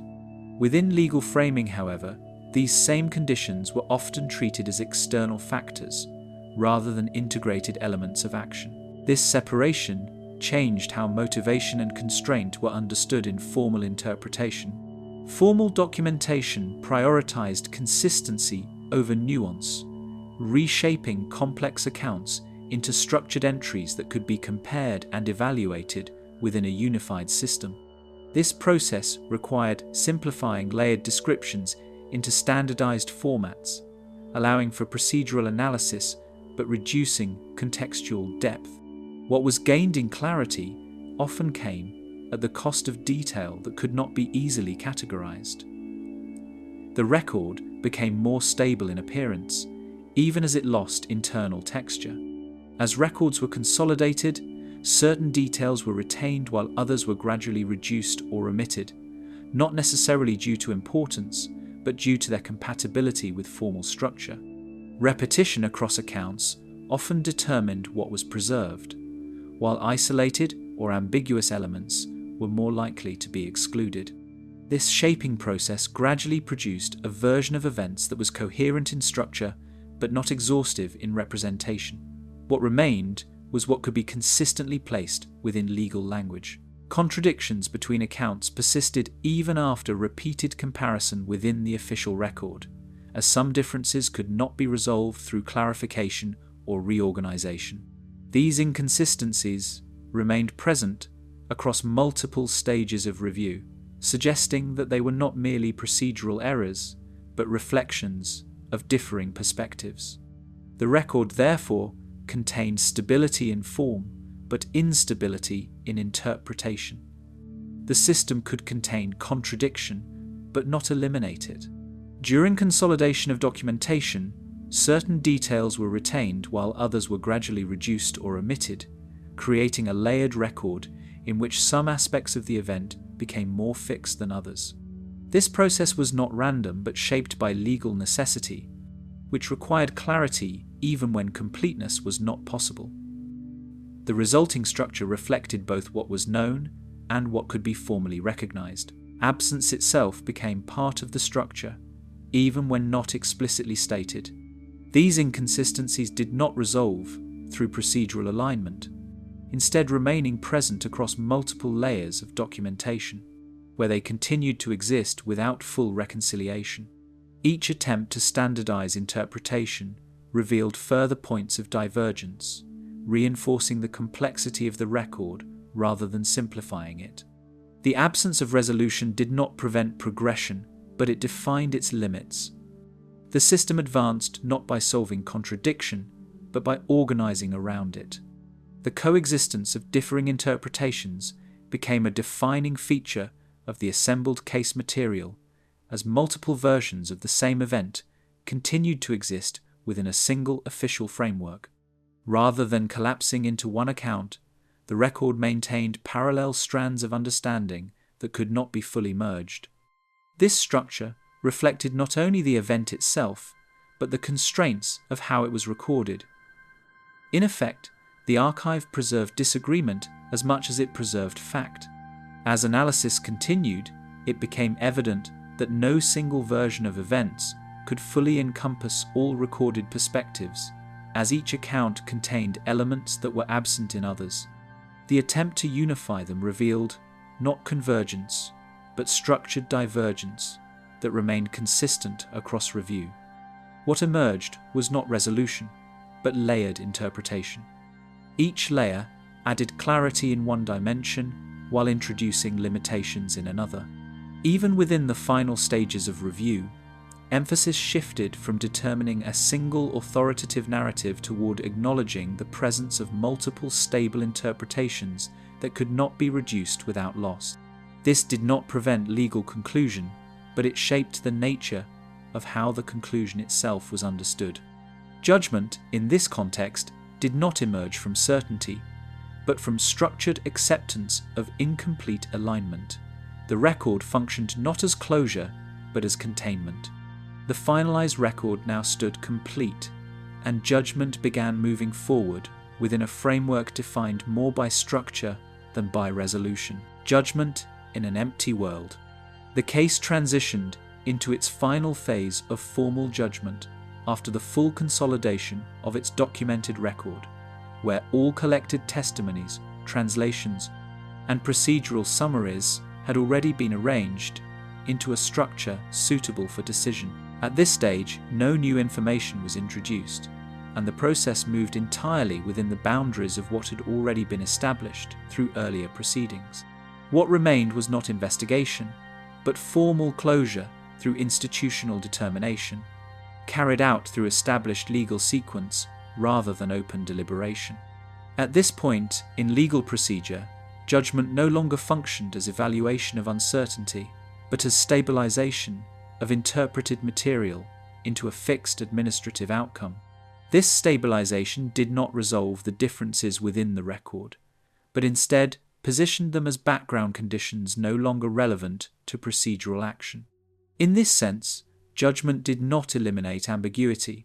It contained it within a finalized structure that could be archived and referenced without further modification. Institutional procedure advanced toward conclusion through structured announcement rather than continued examination, reflecting the point at which legal systems shift from evaluation to declaration. The framework of the court no longer functioned as a space for competing accounts, but as a mechanism for final articulation of outcome based on the assembled record. Each step followed established legal sequence, ensuring that the conclusion adhered to procedural requirements rather than interpretive expansion. Even the order in which statements were presented reflected formal necessity rather than narrative development.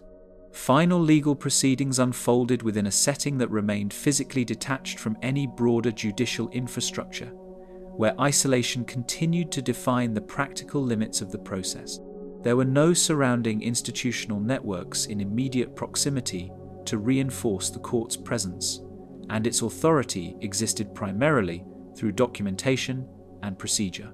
This separation emphasized the unusual conditions under which formal justice was being executed, far removed from its conventional administrative environment. The absence of surrounding legal institutions reinforced the reliance on the record itself as the primary vessel of authority. The verdict, once delivered, functioned as an administrative freezing of interpretive material already contained within the case file. This meant that the judgment did not introduce new understanding, but instead fixed a particular configuration of interpretation as the official endpoint. In doing so, it transformed fluid disagreement into static record, where competing perspectives remained present but no longer active within procedural consideration.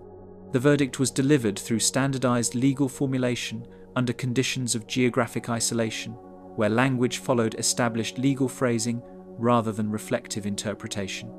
The structure of the announcement prioritized clarity and procedural correctness, ensuring that the outcome could be recorded without ambiguity in its official form.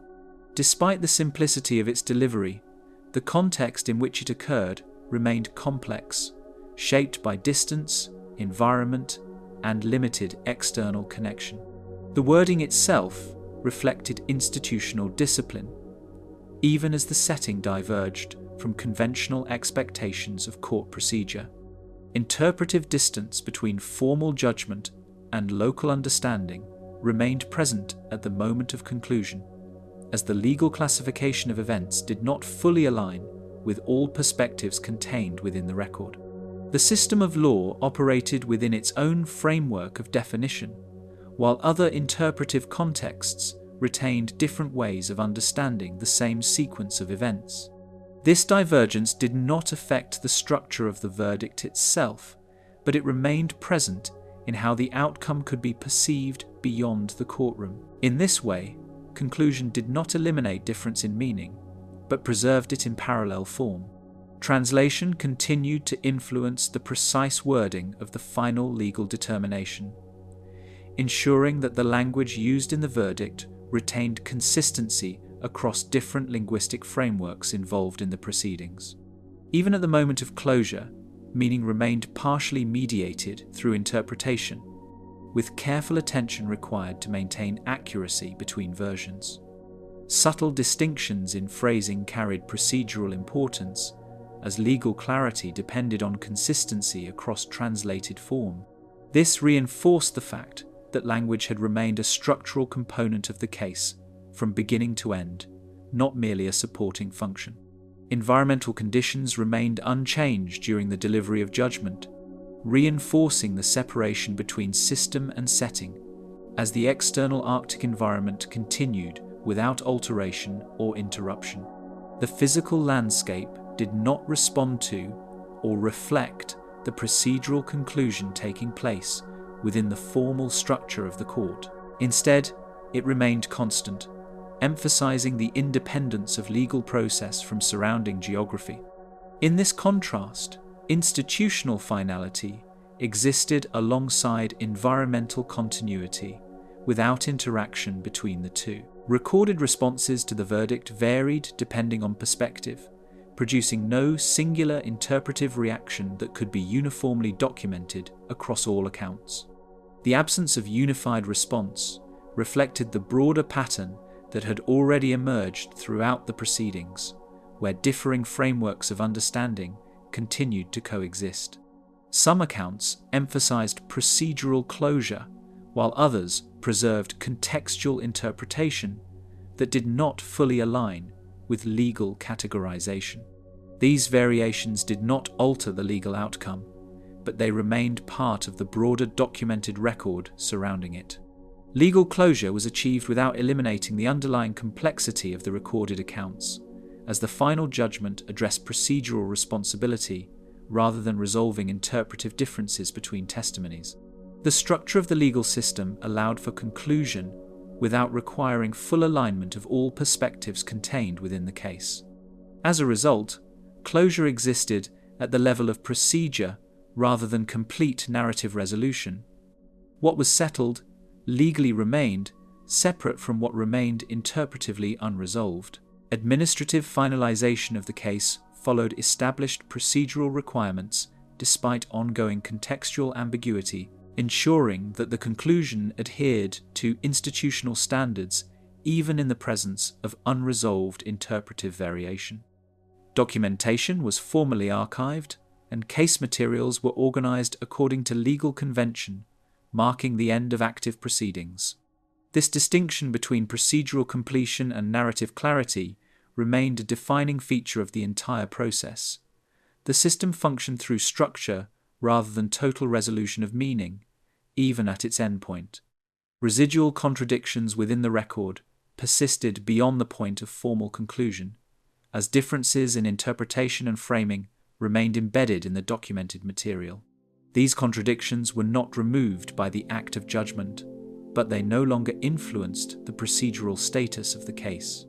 Instead, they remained as part of the archival structure surrounding the completed proceedings. In this sense, the record did not close so much as it stabilized in its unresolved form. The conclusion of proceedings marked an institutional endpoint rather than a resolution of interpretive differences, defining the moment at which the legal process ceased while the recorded complexity remained intact. The distinction between closure and resolution became particularly visible at this stage, where formal systems ended but interpretive plurality continued to exist within the documentation. What ended was procedure, not divergence in understanding. Once the proceedings ended, the effects of the decision began to extend beyond the formal record into regions where interpretation would continue without direct institutional oversight. After judgment, interpretation did not stop, but instead shifted into a non-institutional phase where meaning circulated without procedural control.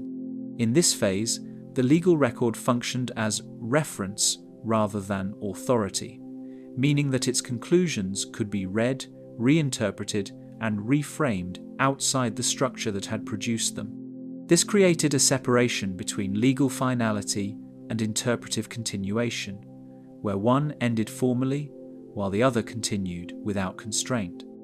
In regions far from the administrative centers where judgment was recorded, the decision existed primarily as transmitted information rather than enforced conclusion.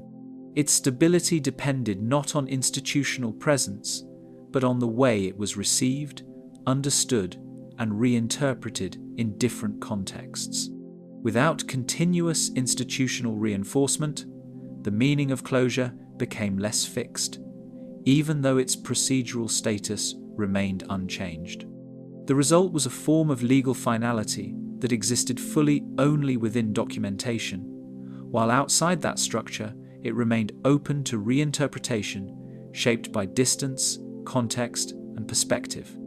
This separation between formal closure and lived interpretation marked the final structural tension of the case, where judgment concluded the system but not the meaning surrounding it. The finalized record now stood complete, and judgment began moving forward within a framework defined more by structure than by resolution. Aftermath of the Shinisiak trial across the north. Formal proceedings concluded, and administrative copies of the case file began circulating beyond the Arctic jurisdiction, entering systems of governance that were geographically and culturally distant from the conditions in which the case had unfolded. What had once existed as a localized legal matter was now being transferred into structured archives, where its original environmental and situational context became secondary to procedural classification. The movement of documentation marked the beginning of a shift from a contained legal process to a distributed institutional record, where meaning would no longer remain anchored to a single place of origin. Northern trading posts received fragmented accounts of the outcome through delayed communication routes, where information often arrived incomplete or stripped of surrounding detail. In these locations, the case was not encountered as a full narrative, but as partial summaries transmitted through mail, relay, or oral repetition of official messages. Each layer of transmission introduced the possibility of omission or subtle alteration, shaping how the outcome was understood at a local level. In some instances, only the final determination was known, while the reasoning behind it was absent.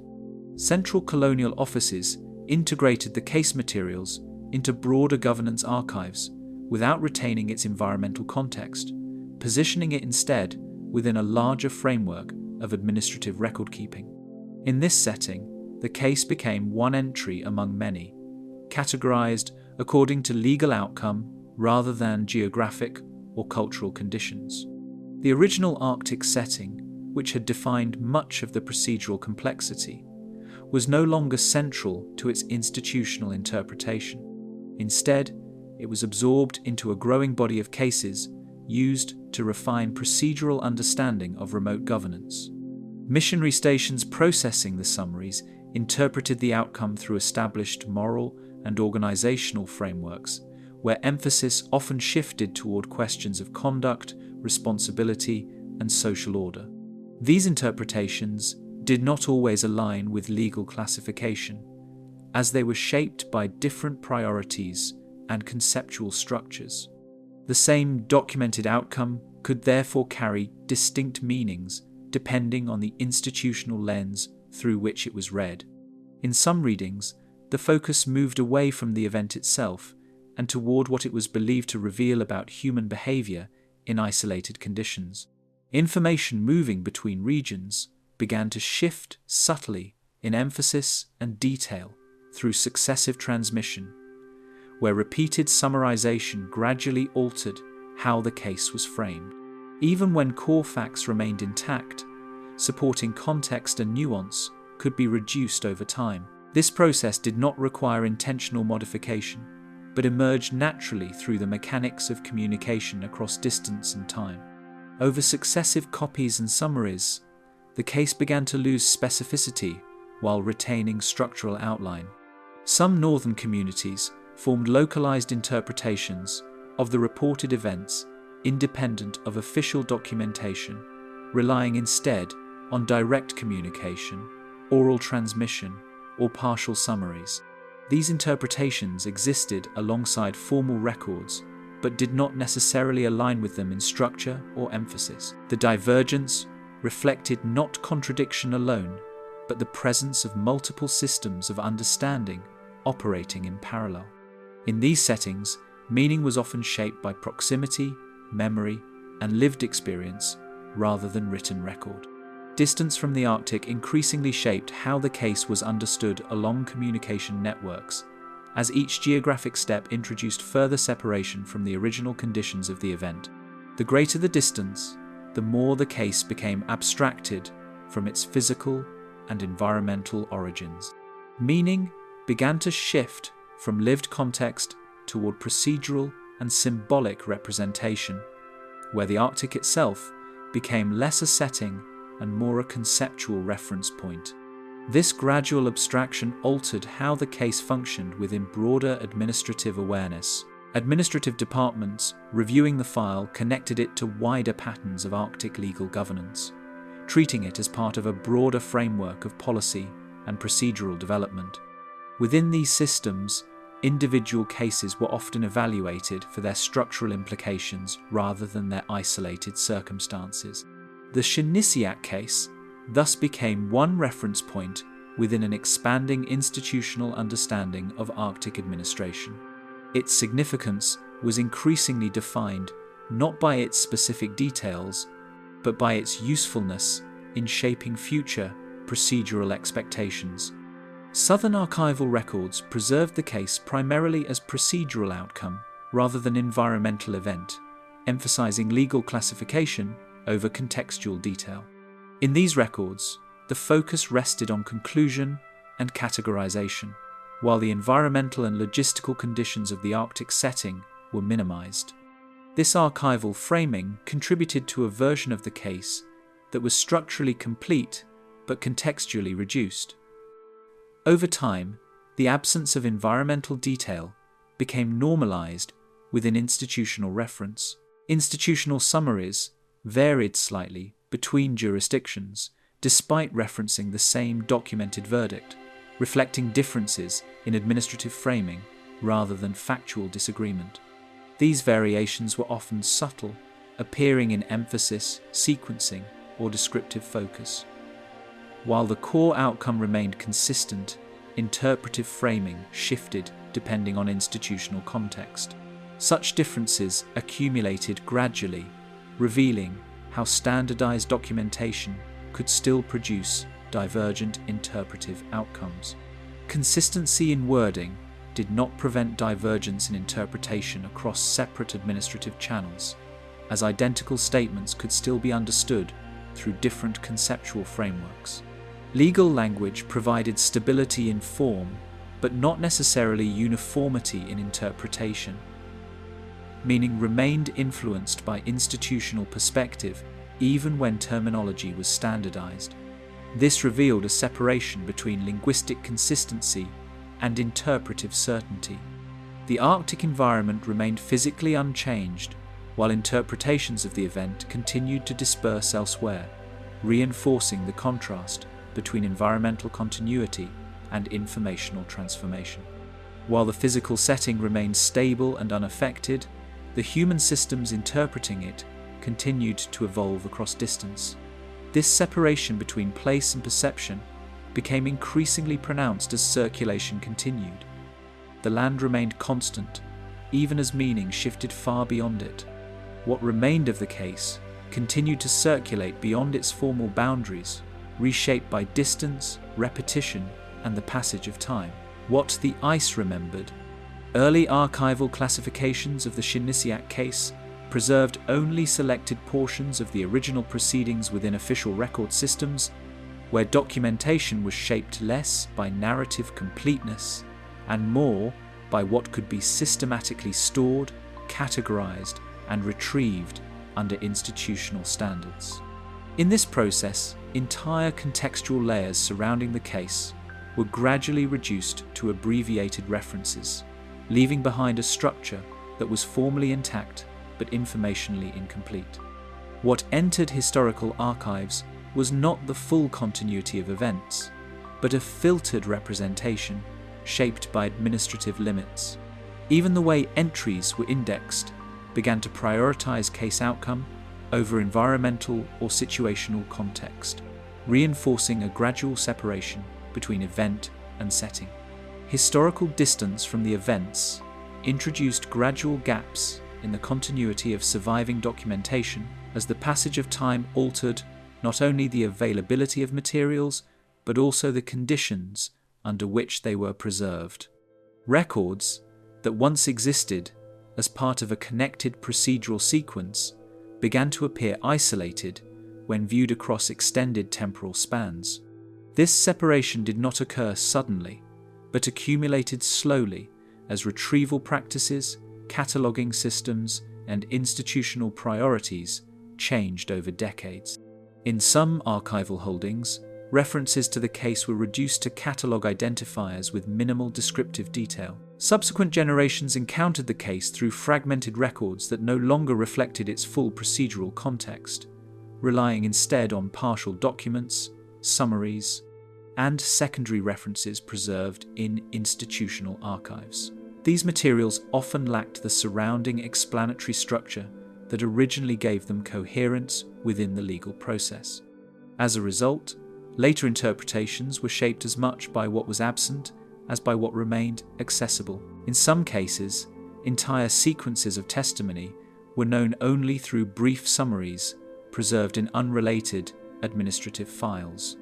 Geographic separation from the Arctic region contributed to uneven preservation of related archival materials, as the physical distance between origin and storage locations influenced how consistently documentation was maintained. Some records were transferred multiple times between administrative centres, while others remained in limited circulation or were only partially duplicated. This uneven movement created variations in completeness that became more pronounced over time. Environmental documentation tied to the case was especially vulnerable to loss due to its secondary classification status. Institutional cataloguing practices over time reduced the case into abbreviated references within broader legal collections, where it appeared alongside other historical proceedings without the detailed context that originally defined it. In these summaries, emphasis was placed on classification and indexing rather than narrative reconstruction. The case thus transitioned from a detailed procedural record into a condensed archival entry. Cross-references to related Arctic cases sometimes replaced full descriptions, further compressing its presence within institutional memory.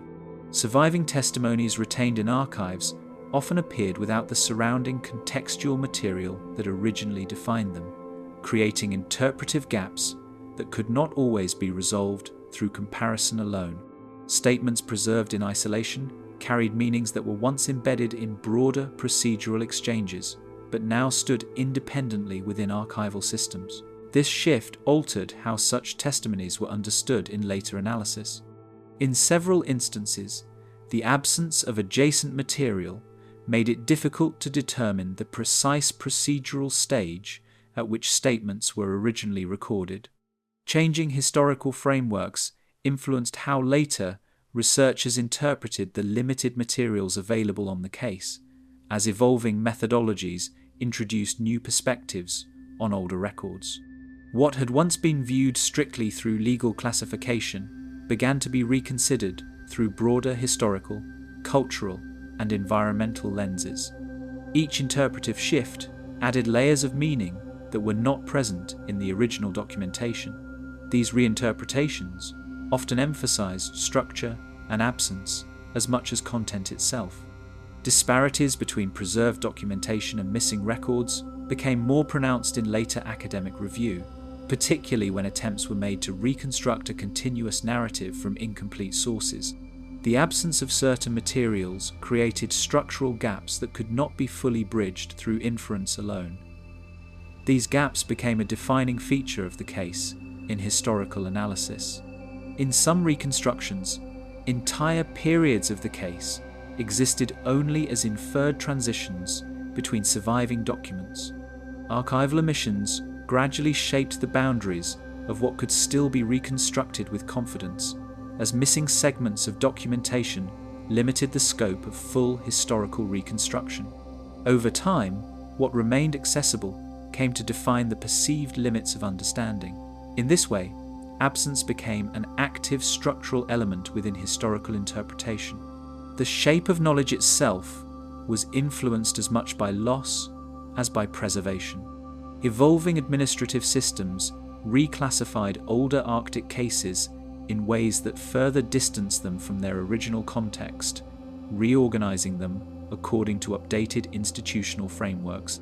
These changes often prioritized system efficiency and standardization over preservation of contextual depth. As classifications shifted, the original procedural environment of the case became increasingly obscured. Some references were relocated into broader thematic collections where specific case identity was no longer immediately visible. Reconstruction of the case in historical studies relied increasingly on incomplete and partially disconnected sources, requiring careful interpretation of fragmented materials. Researchers working with these records often had to navigate inconsistencies in detail, sequencing, and preservation. Despite these limitations, the case continued to be revisited as part of broader studies of remote legal administration. Each reconstruction remained provisional, shaped by the boundaries of available material. Environmental continuity in the Arctic contrasted sharply with the progressive fragmentation of human documentation, as the physical landscape remained unchanged, while records of human activity became increasingly incomplete. This divergence highlighted a fundamental separation between stable geography and unstable historical preservation. The Arctic itself remained constant, even as its documented history became increasingly fragmented. The land persisted without alteration, while only its recorded meaning continued to erode. Only fragments remain in the surviving record, separated by time and distance in ways that leave their full meaning beyond complete recovery.